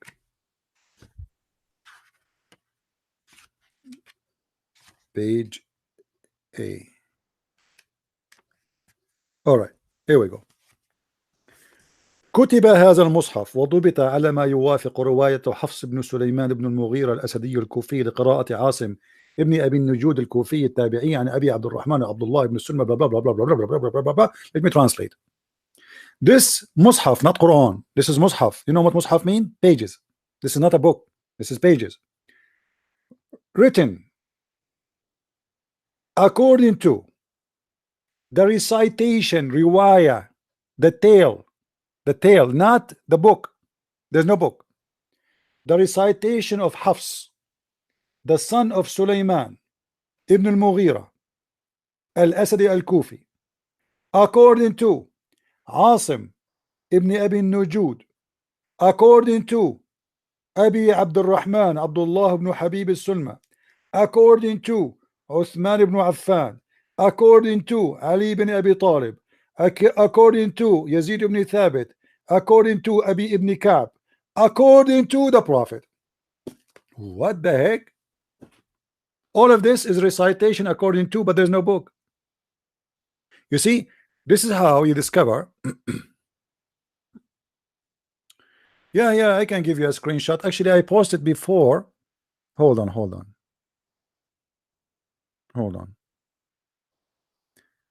Let me do this.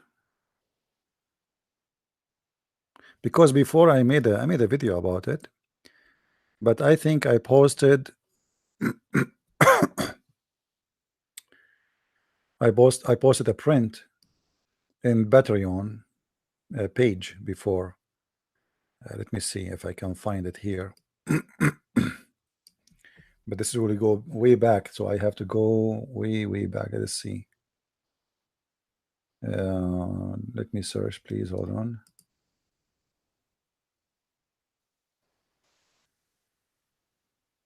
I will try to find you that image I posted.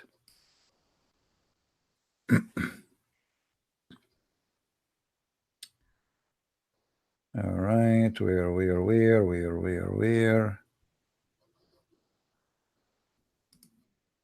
I'm looking, but for sure it's there. You know, I did not take it off.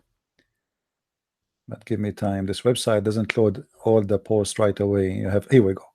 Okay, I found it. Look with me. This is exactly an image from the page I am reading.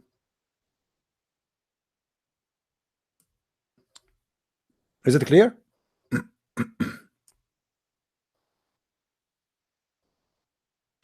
So you see here the word here, riwaya. Like one of you, he says, what is the proof that Muslims don't have the Quran?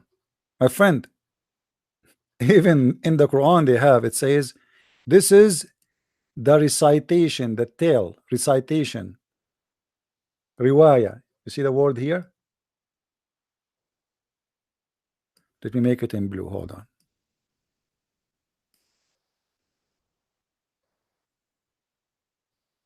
This word between inside the frame, it says riwaya, and this word reported again and again. So all of this is according to the tell of who? Of Hafs. Hafs accused by Muslim to be a hypocrite, to be a thief, to be a fraud. So the Quran the Muslim have is a book recited to them from a guy, his name is Hafs. This is Hafs. According to Hafs, the son of Sulaiman ibn Mughira al-Asad al-Kufi, according to Asim is the father, the stepfather of Hafs, and he was accused to be a fraud, and he is a thief. And both Hafs and Asim, any hadith they report, it's rejected because both are liars. So all the Quran is coming to the Muslims based on those.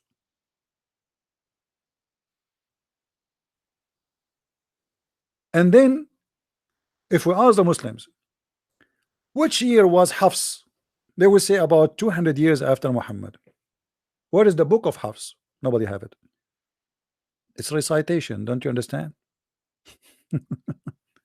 Why we need a recitation of Hafs if we have a book? Because simply there's no book. Are you getting the point?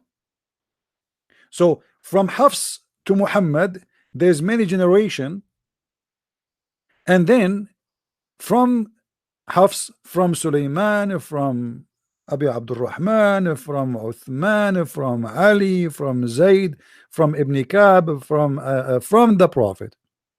All from. Nobody have the original book of Muhammad. If we have the original book of Muhammad, we do not need Ali, we do not need Zayd ibn Thabit, we do not need Abi Habib, we do not need Abu Abdul Rahman, we do not need Al-Asadi, we do not need Hafs, we do not need anyone. Correct? Are you getting my point? This is how easy to prove that Muslims have no manuscript. Because if they have the manuscript of Muhammad, they do not need any of the rest. Or what I need to say from Muhammad, that's it.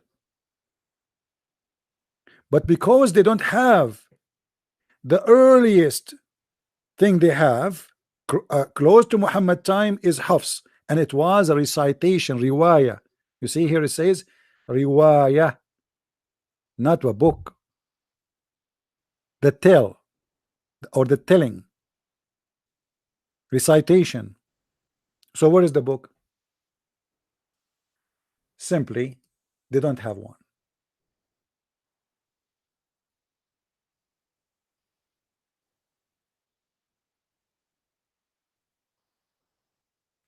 Do we have any Abdul?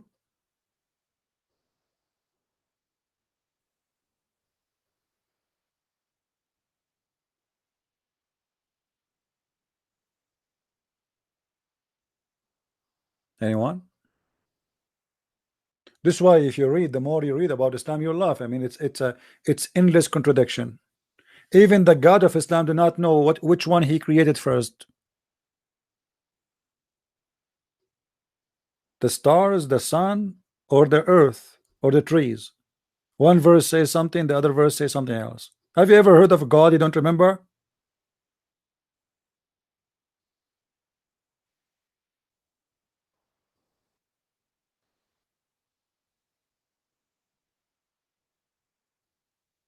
What kind of God is God? And the Muslims, this is why I say it's very important for you to know Islam before you debate Muslims. This is the mistake many Christians they do. They think, okay, I know I have a good information about the Bible, so what I will do now, I'm going to debate the Muslim Abdul, for I know how to answer them about the Bible. And the friend, don't do that. Don't waste your time. First of all, if you have a virus in a computer, are you going to install a new software, or you are going to format the computer first and then you can install a clean computer, clean window, clean whatever? You have to destroy the virus. And the virus, this guy is not listening to you. Whatever you say to him about the Bible, he will not even listen.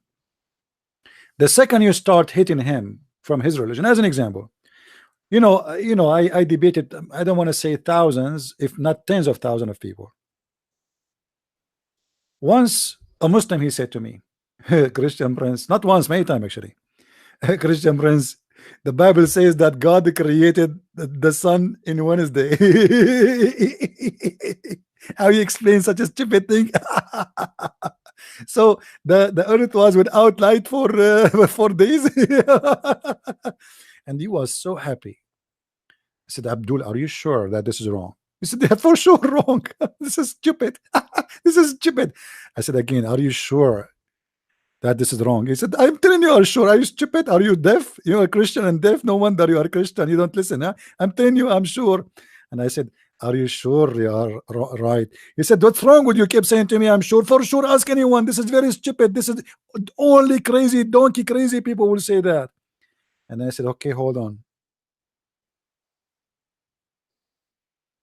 Hold on.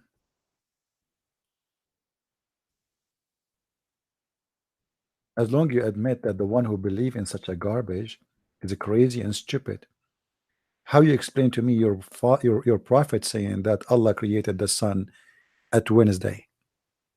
He said, huh? What? I said, "Well, your prophet said that." He said, "This is not true. It's a lie. Prove it to me." I said, "Well, I don't have the reference right now. Can you give me like a week or two to look for it?" He said, "Ha ha, see, liar, liar. They told me about you. I told me you play games. They told me you don't have the reference now. Huh? Suddenly you don't have the reference. Okay, see, you're a liar. So you admitted now that your book is a stupid teaching that that God created the sun in Wednesday." I said, "Was you know what?" So I made him more and more excited. But the hadith in front of me, and when I show it to him, as you see in the screen, this guy, he starts saying, hold on. Allah is on the mountain in certain Sunday and one day, and he created things in okay, and he created light in Wednesday. Hold on. It says he created light in Wednesday.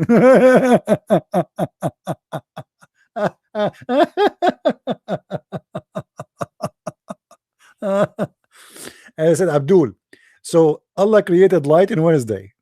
You were laughing that you said the Bible says that God created the sun in Wednesday. But our God in the Bible, in the book of Genesis, he said, let be light, and it was. Before he created the sun, there was light exist already. So we don't have darkness. We don't have darkness. Light is created in your religion, not in mine. Your God remember to create light in Wednesday.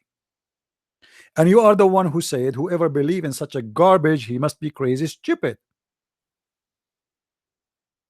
Do you see why I say it's very important to know Islam? Most of the accusation that was accusing the Christian with, it was something the Muslims believe in. But because that is a donkey, and the other guy who is a Christian, he is ignorant in Islam, so that he was able to, look like he knew what he's talking about. You know what I mean? As an example, that he said to a Christian minister in his debate, not a single Jew believe that God have a son. The Trinity of the fabrication of the Christian. What? Not a single Jew believe that God have a son? The other guy, because he do not know Islam, he start answering him based in the Bible. But in fact, if he knew Islam, he could shut up this man, expose him actually, and make him look like really a fool. And actually, not only a fool, even the Muslims will go against him big deal, because he just proved Islam to be false. Because the Quran says and witness that the Jews, they worship a man, his name is Uzair, and they say he is a son of God. So what do you mean not a single Jew? He said to him, if you search the whole Old Testament, you will not find nowhere the Jews believe that God have a son. He's talking about who? About the Jews in the Old Testament, the book which Muslims accused to be corrupt. But the Quran chapter 9 verse number 30 says that the Jews believe that God have a son, his name is Uzair, and the Christian believe that God have a son, his name is the Messiah.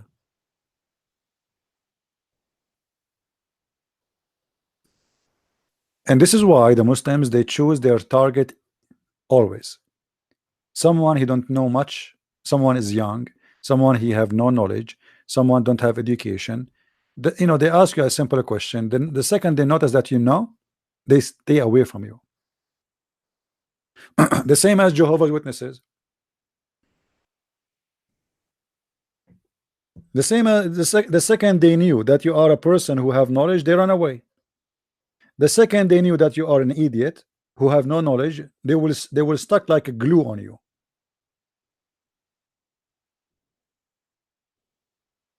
I don't have Jehovah's Witnesses to come into my door no more. Why? Because they came first time, second time, they learn. That's it. They learn their lesson. Once I got Jehovah's Witnesses, the first day I got two. The second day they brought one with them, and then they decide to leave Jehovah's Witnesses. The third guy, he refused to he was so angry from them. It took me 2 days, 2 meetings. They never come to my door unless it's like they don't know, like they are new in the area.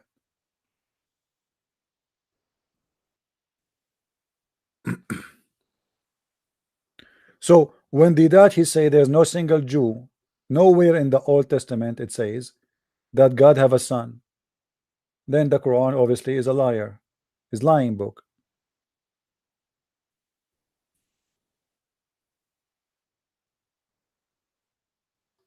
Do we have any Abdul wanna call us? Mayday, Mayday. Anyone?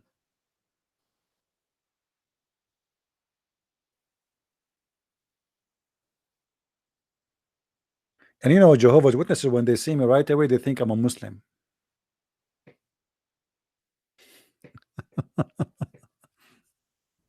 Right away.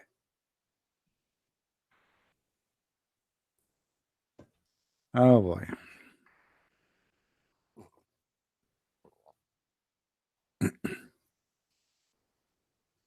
Once I stood next to Jehovah's Witnesses. I don't talk to them. But each time a guy he stand to, you know, like they ask him to talk to him and he start talking to them, I get closer and I start talking, trying to save the victims, you know. And then they did it first time, second time, third time. I'm there. I'm not going to leave, you know. I was waiting for the bus anyway.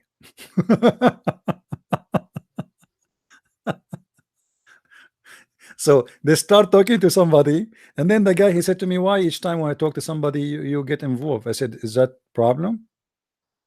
He said, "No, but we want to talk to the person." I said, "I would like to talk. You know, we Arab. We like to talk a lot. You know, we love to talk. You know, we drink tea and we talk. This is all what we do all day long." He said, "So you are an Arab?" I said, "Yeah. Can't you tell?"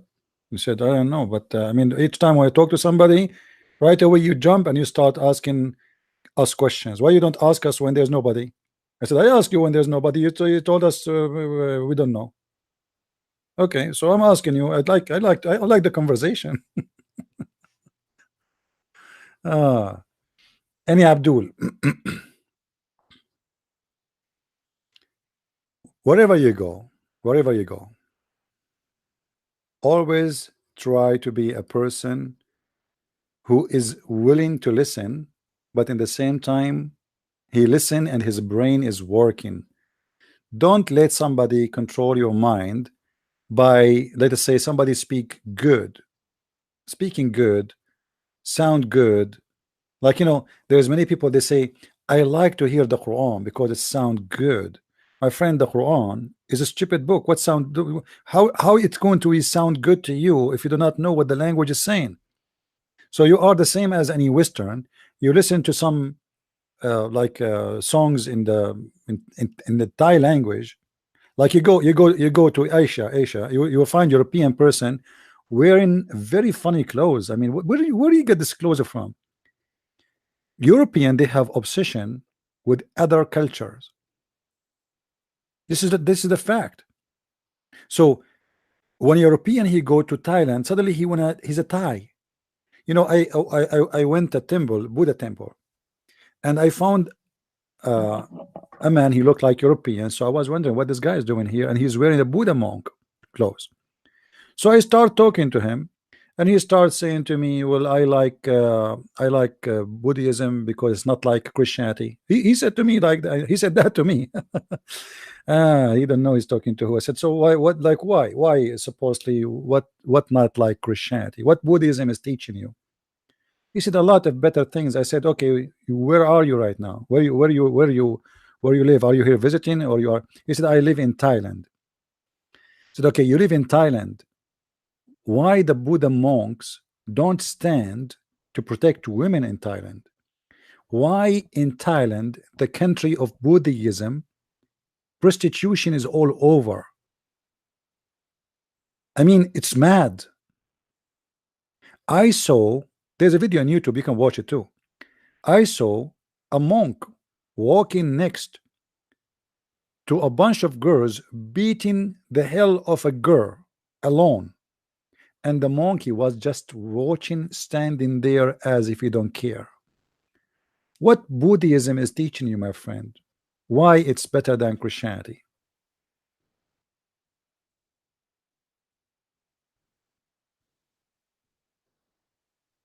when the Japanese attacked China and they slaughter tens of hundreds of thousands. Where is the Buddha's religion, and where is the monks, and where is the teaching of peace? Fight your anger. You know, this the way I see Buddhism, it's too much of a religion. Speak good but do bad. It's kind of a philosophy, have meaningless, you know. uh, a girl, she come and she say, well, I feel like I want to burn the book. I want to burn a book. I feel like burning a book. Oh, you know, you like to burn a book because you have a spirit of burning person. You used to be a creature who liked burning before. They have the stupid philosophy. They don't try to explain why by reason and why it's happening today. So they try to manipulate the situation of a human being, trying to make the human being, every individual, as a self god, instead of making a building society. In Buddhism religion, all what we see that worshiping king and bowing to God. Sometimes bowing to God and worshiping king. Depend who is more strong. And I found that there is very much similarity between uh, Buddhism and Islam, because if you ask anyone about the Buddhist, they will say to you they are peaceful. Well, I did not see really that much of peace. Go and see all the wars in Asia and see what happened based in Buddhism. Say the story, the life of Buddha himself.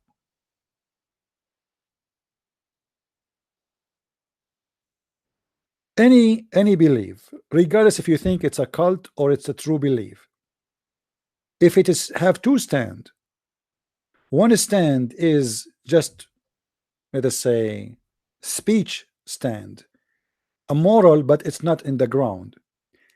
Any religion do that, it's a hypocrite religion, it's not true. If you are a king and you do all kind of filthy things, you will not find one person in that religion stand against that king. Why? Because they don't have someone like John the Baptist. They separate their morality, depend they are talking to who. If they are speaking to a poor, they judge the poor and they humiliate him. The second you are a person of authority or rich, you can do whatever you wish and the monks will kiss your shoes. And this is what Islam is about too.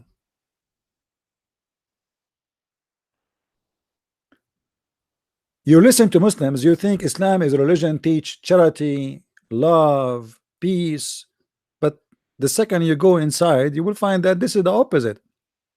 You see, there is people who like to make their grave look so good, thinking that if they make the grave look good, it's not going to be grave no more.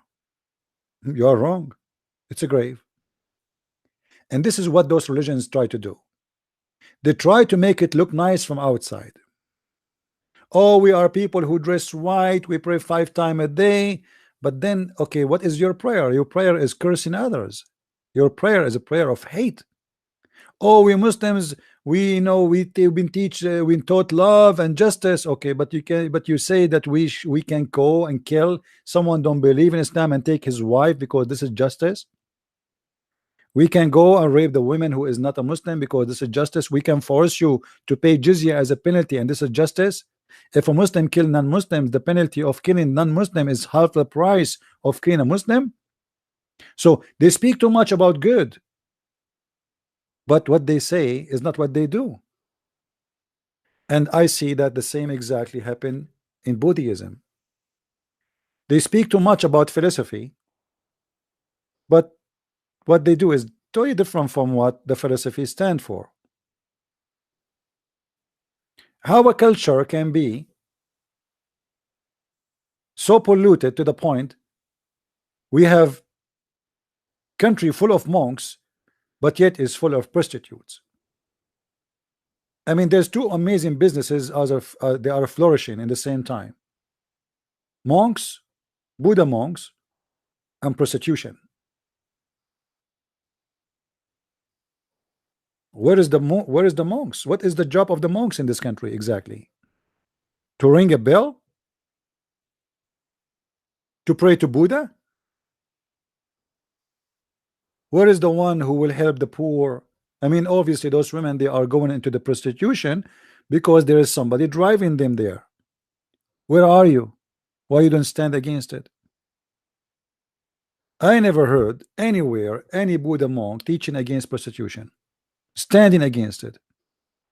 Same as in Islam. Actually, Islam promotes prostitution legally, officially in the Quran. But Islam make prostitution only something you can use women who they are slaves to you to work as a prostitute.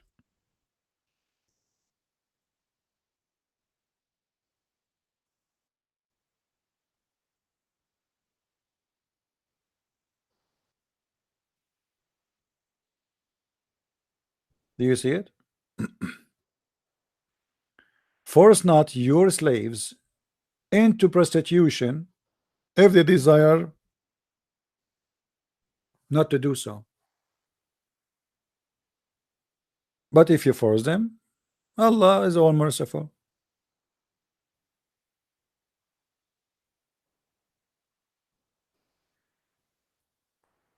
The problem I see with Western, they are too much of the outside. Nobody want to go deep in the inside. You see, whatever you want to say about Christianity, Western, they learn this. They are copy paste in the same as many as in the world. Oh, look at the crusade, but nobody will understand that the crusade never happened until the Muslims attacked the Christians. 600 years before the date of the crusade, not a single crusade. Why? Did you ask yourself why? It was the Muslims who did the crusade first. It was the Muslim crusade is the jihad. They call it jihad. So the Christian crusade was a response to the attack. They are not the attacker. And because of the stupidity, everybody in the world today, they say, do you know what? Do you remember what the crusade did? What's wrong with the crusade? If not the crusade, Europe will be destroyed since that time. It was the crusade who saved your ass.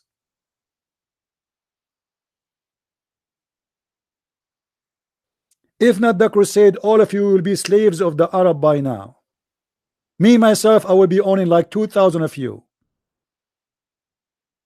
As an Arab coming to Europe, what you can do about it?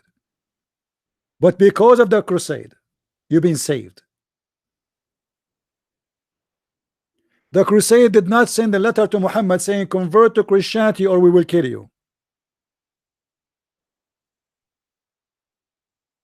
And the same lie repeated all over. Like the Spanish, they occupy America and they force people into Christianity. That is a big fat lie. The one who spread the Christianity, it was monks, missionaries, not men with swords.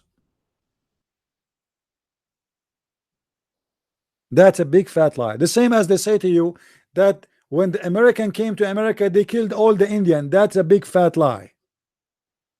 And just to let you know, in America today, if you are an Indian, native Indian, you don't pay tax, which means they are treated better than anyone. Tax free. They don't even need to report a tax.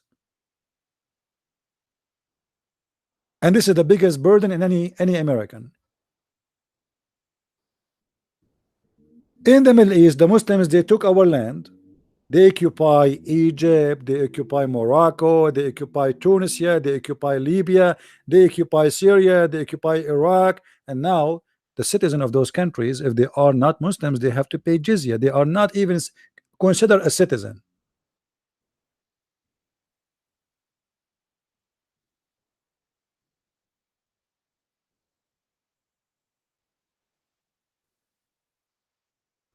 Do we have any Muslim would like to call me? You see many programs made by Al Jazeera TV, the Poison TV, and you know this is why you see. This is why I don't appreciate the existence of what it's called liberals, because liberalism promote false ideas and they support lies.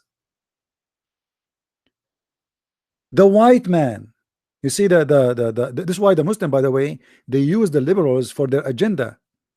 The Muslims, when they try to convert a black African, they say to him, do you know what the white man did to you?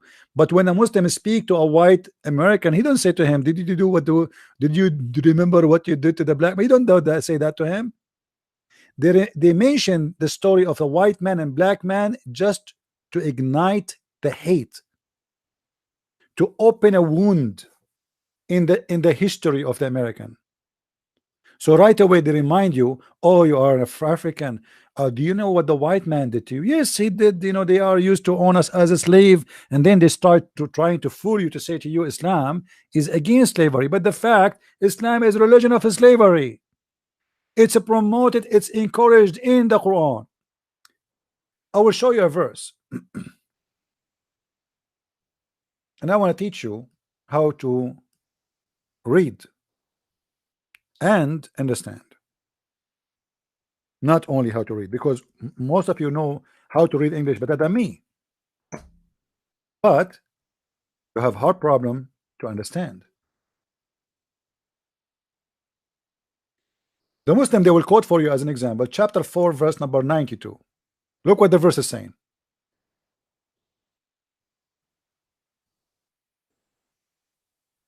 If a Muslim, he commits sin, as an example here, killing, never should a believer kill a believer. Islam teach morality. A believer should not kill a believer, but you can kill non-believer. You remember what I was saying just 5 minutes ago? They make speeches about good supposedly, but their good is evil. I mean, what kind of cult it teach? A believer should not kill a believer. Obviously, by saying that, you are saying we can kill non-believers, right? Do you agree, guys?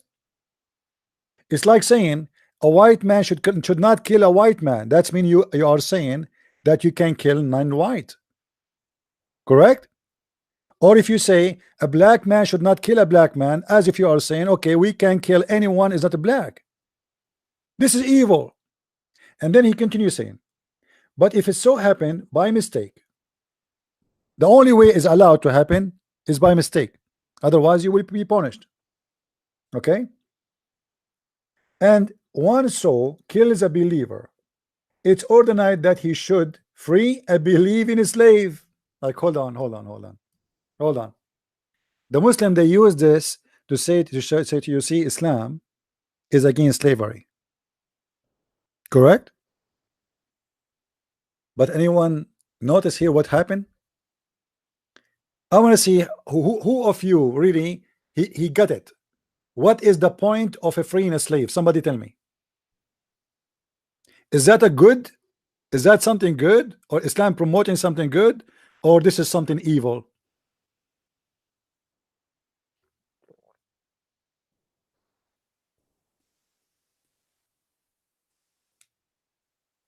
Guys, read with me carefully.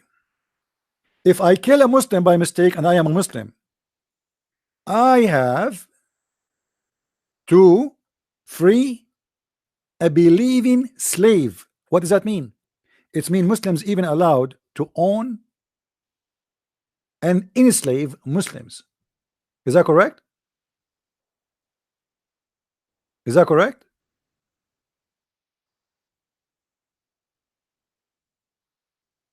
In the top of that,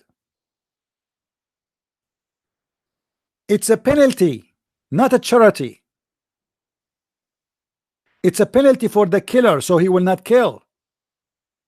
You see, Muhammad is not saying a free slave anyway. It is a penalty. And because the Muslims, they love to own slaves, so now Muhammad, he knew, in order not to kill each other, okay, we will make them say and agree or force them to free a slave if they kill somebody by mistake. So be careful. Don't kill a slave. Don't call a free man. If you do, we are going to force you to free a slave. But the second you free a slave, the Muslim, he need a slave. So what he do? He go and buy another slave. It's not like it's going to be empty vacancies and no more slavery. This will do good in Islam either way, because Islam is a religion of slavery. So now we force him as a penalty, not as a reward. And there's a huge difference. Why Muhammad don't say free? Why you own slaves anyway? And Muhammad himself, he owns slaves.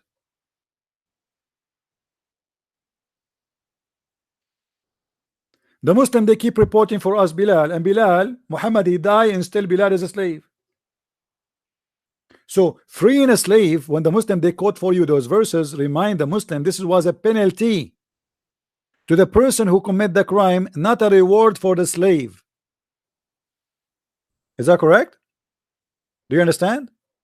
There's a huge difference between making it as a reward or penalty. Now who is the one here is rewarded? No one. The slave is a penalty himself. Freeing the slave never been about freeing a slave. It's about a penalty to the one who commit the crime. So when the Muslim they quote this for you, show them that this is evil, this is not good. What kind of religion saying such a thing? Two evil things here we learn. That we are going to buy more slaves because we've been forced to free a slave, and we cannot kill a believer, but we can kill non-believer.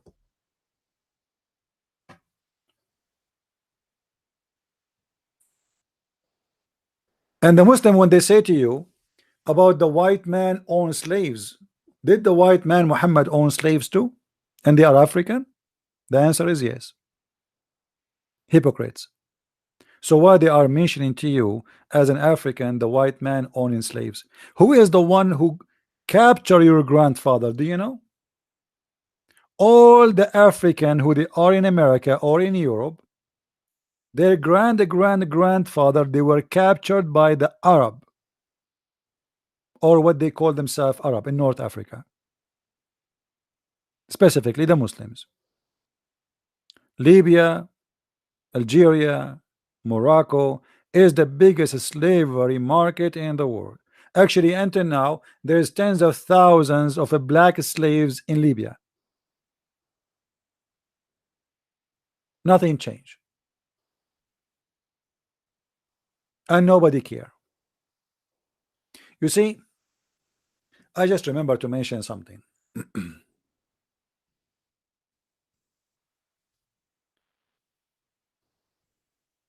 Let me find it.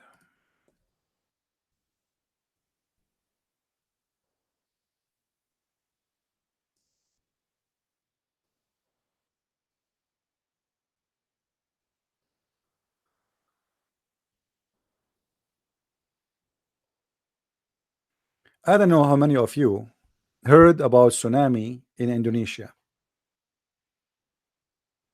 And I was shocked about the number of people get killed. But yet nobody really talking about it. I mean, it's just a line in the news. It's just a line. It's like, you know, what her name, the singer, she bought a new lingerie. A city, huge one, been demolished. Thousands of people, they die. And yet nobody is talking about it. And the reason I'm trying to mention this, the reason I remember it, because I notice in this world today the hypocrisy of Islam.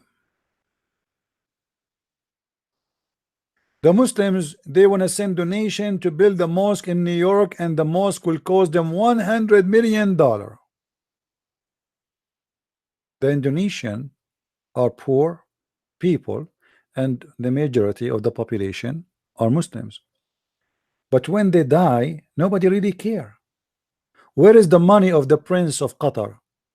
You see, they publish in Al Jazeera TV that there is tsunami, and you know, okay, where is the money of the Prince of Qatar, who is willing to donate everywhere in Europe? But in Indonesia, we don't do anything. Where is the money of Saudi Arabia? Where is the money? Where is even the money of the European? Why people don't care? I will tell you why people don't care. Because those are poor nation. You know, if a disaster happened somewhere, which is a rich country, the whole world will be talking about it. Tsunami happened in Japan. The whole world wanna sell aid. They wanna they send to speak to the government of Japan. We wanna send you, etc. Airplane is coming. Japan is the most advanced country and very rich. Why nobody wanna help Indonesia? Because they are poor. Where is the money of the Muslims? They are very good in sending some donation to build a mosque to promote terrorism, but when people are dying, homeless, drowning, the Muslims are not there.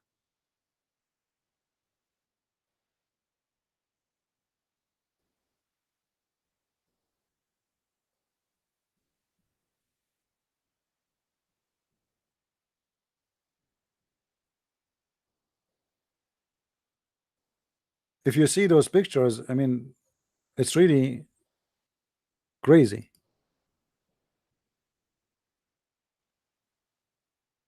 I saw the video where the Muslims, they were saying Allahu Akbar, and the wave is coming, and they are hoping that Allah will help them, but obviously Allah is that, you know, is useless.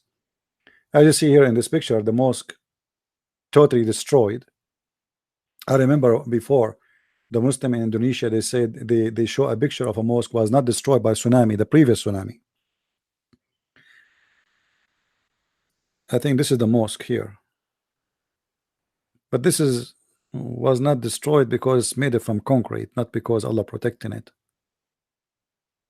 This one is not strongly built, it's destroyed.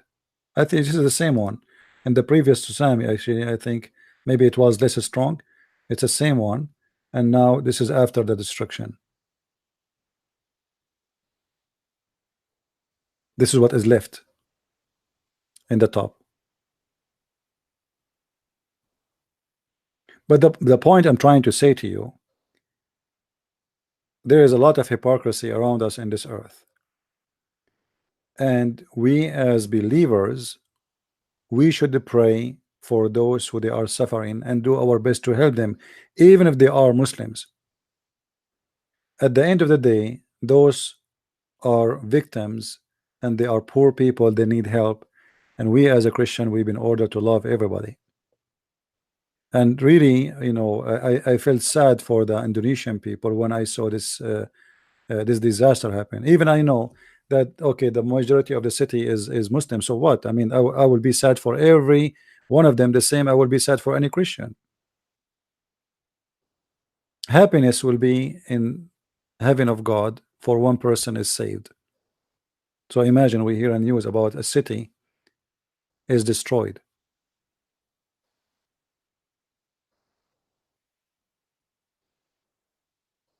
The world is full of hypocrisy. When Kuwait need help, Kuwait is the most rich people in country in the world because of the oil.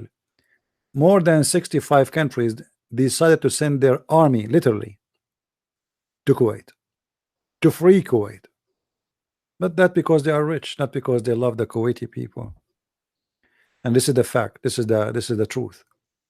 When you are coming from a nation which is your land have a lot of resource, uranium, gold, silver, oil, you name it, everybody would love to help you.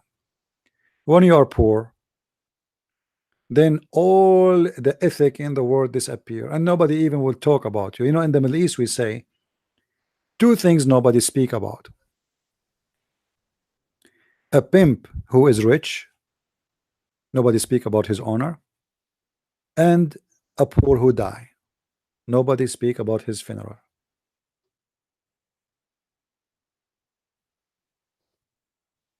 And nothing changed. People want to remember only what they think is good to remember. An artist, a singer, she decide to vote Democrat. The news is all over. Who care if this artist? I mean, why it's a big deal if this artist wanna? She have 120 million followers on Twitter. I mean, why even an artist, a singer, she have 120 million follower? I mean, don't you see there's something wrong in the mind of a human being? Why in the world the human being is even doing this? Are we following her because she have a high education? Is that because she is wise? We will learn something. She is a singer, and even her songs is not for free. You have even to pay for them.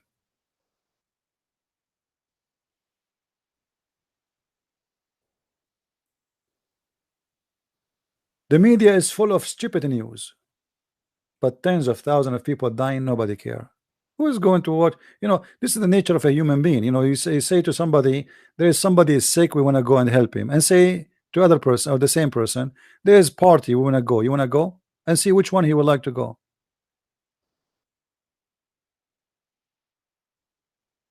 Why I want to follow a singer? What I will learn from him?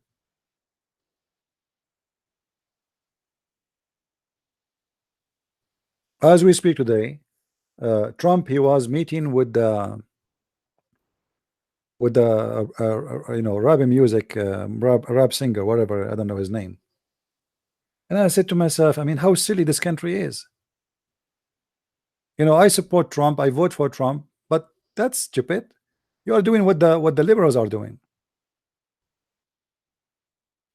Hillary Clinton, she started asking singers,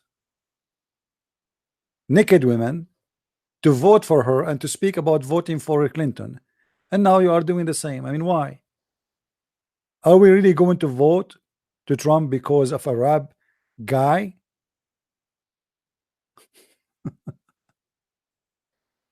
It's a the politics is dirty and stupid.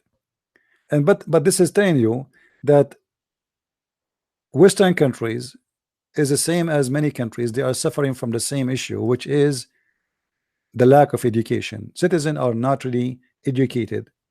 You can, the reason they are asking for those celebrity to be involved in politics, because obviously they think that the citizen of their countries are stupid and dumb, and those celebrity, they can affect their mind and decision. So I'm going to call a belly dancer, so she will ask you to donate for Christian Prince or to vote for Christian Prince.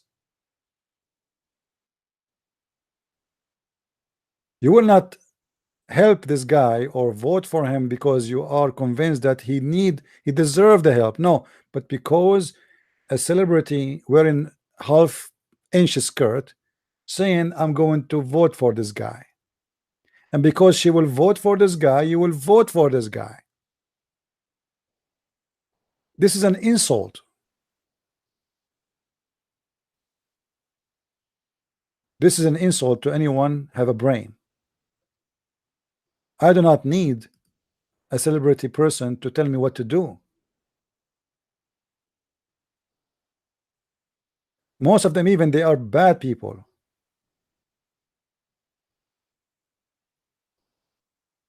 Yet they are the one who will decide for me who is going to be my president.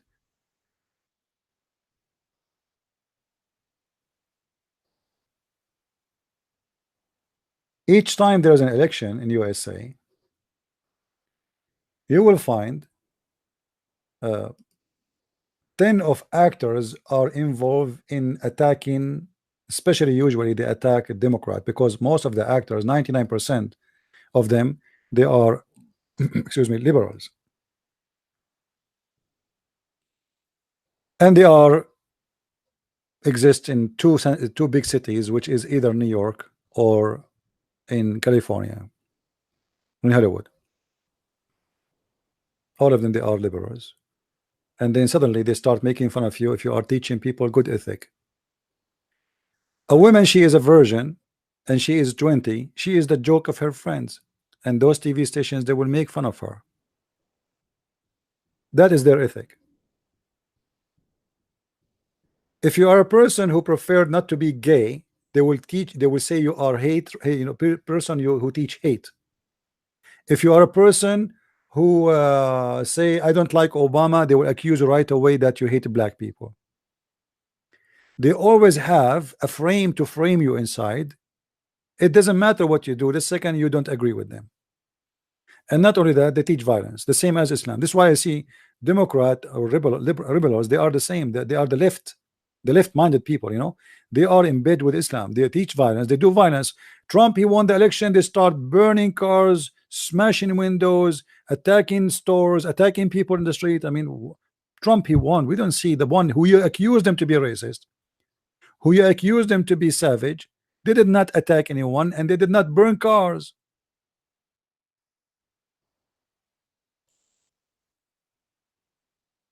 This is why I believe that the left in Europe is exactly the other face of the coin of Islam in Europe.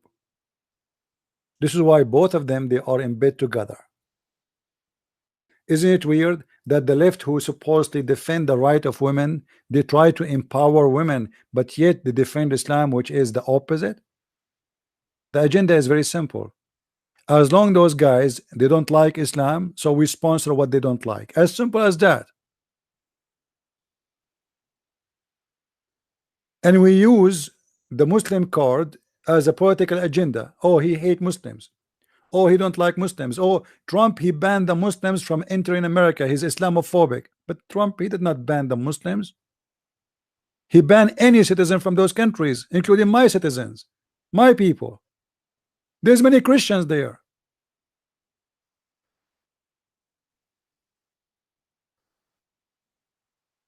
He did not ban the Muslims, and the same order signed by Obama. It is Obama who made that decision. Trump, he just re-signed it again. It's expired, and he re-signed it. How come nobody complain and nobody says Obama is Islamophobic?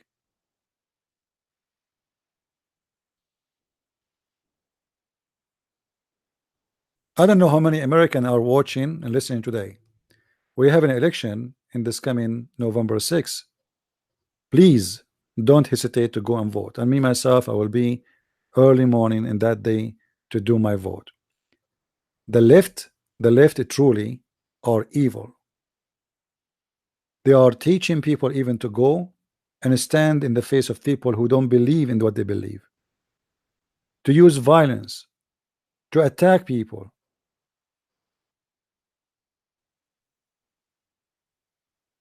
We don't want another Islam with different name. All what the left is about is the same as Islam. Will dictate to you what you eat, what you can say, what you cannot say, what you can speak, what you cannot speak, what you can dress, what you cannot dress. They dictate to you how you live. We don't want that. It's exactly the same as Islam. Islam, they force you when you what time you have to go, what time you have to come back, what time you have to wake up, what time you have time for a prayer, you have time for etc. And what you say, what you cannot say, what you eat, what you cannot eat, what you can dress, what you cannot dress. Islam and left, they are exactly two faces of one coin.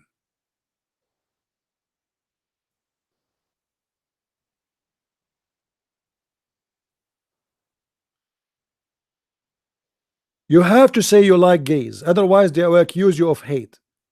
You have to say that it's okay, to teach your children to be gays. You have to say, okay, I don't believe in this. No, you cannot. You have to believe in this. I mean, so why you say we live in a free country? No, you don't live in a free country. You live in a country of left-minded people, and they choose the right name, the left.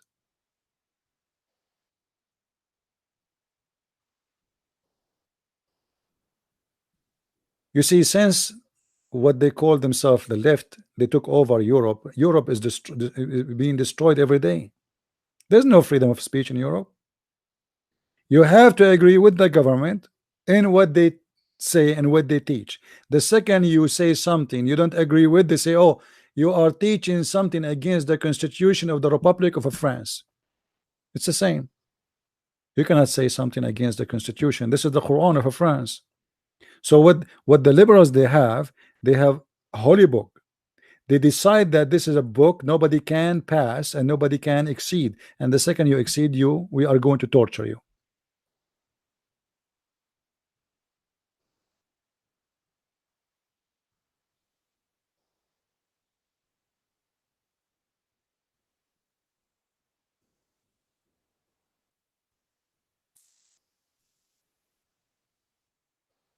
I think the left or the liberals are kind of a curse on America and on Europe for the abandoning God for long. And the curse symptoms increase more you stay away from God, and they are going to be more harmful. Depend on how good you are to God and how you see. Uh, I believe that when we stay away from the Lord, we lose protection, and He leave us by our own. Okay, you don't want me, what I can do? And the Lord, He will not enforce Himself on us. He is not from the left who enforce His protection. His protection is a choice. You want Him or you don't want Him. It's up to you.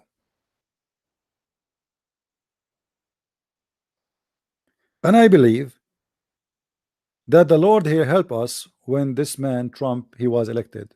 He is not a man of God, but yet he destroyed their plan to take over.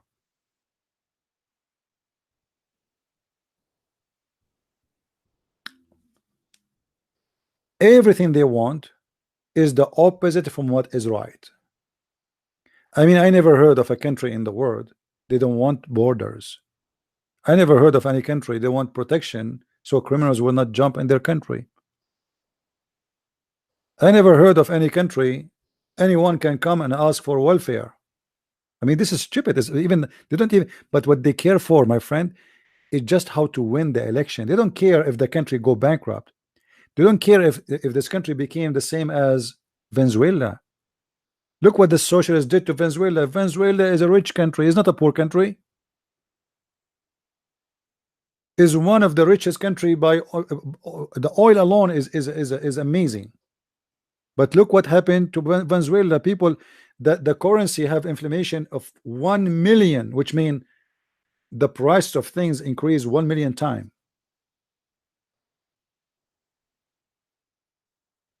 Why? Because it's run by socialists.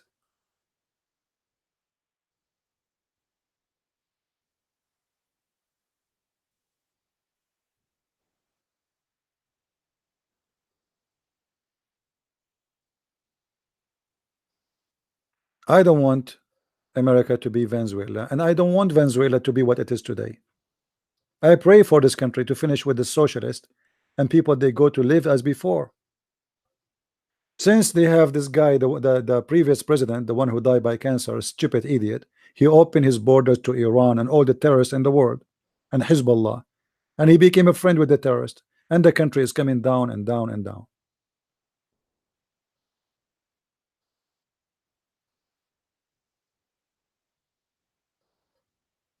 Anyway, we went away from our topic today, which is about the creation of the black man. So I hope today we will, people they learn something good. And feel free, please, you can cut my video about where you think is the most important topic is speaking about this topic and repost it again in your YouTube.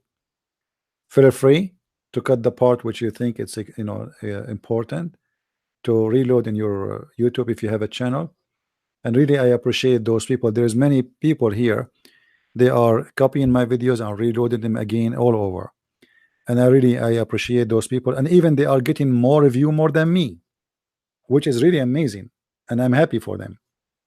And as I said, I don't care really if the video in my channel get 10,000 and your video, your channel get 100,000. At the end of the day, what we care for is the message to be delivered, not my channel. And there's nothing is called my channel. This is your channel. I never thought about my work as it's work done for my benefit, because this is not what it is. And this is why always I ask people, almost I beg them, please download my videos and post them in your channels.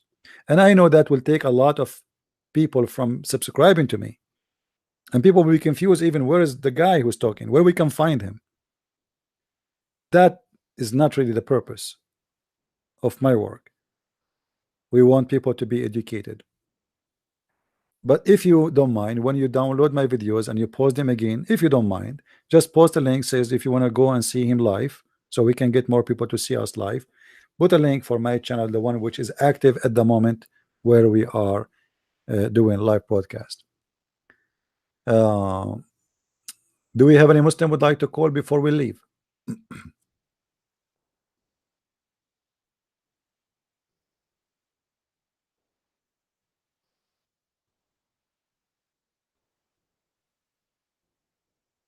Anyone? Look like we are out of them.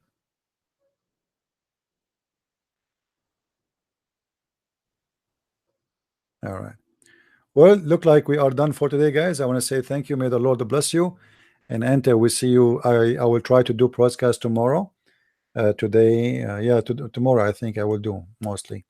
You will notice. You will see announcement about it in my YouTube, in my Facebook, and Patreon.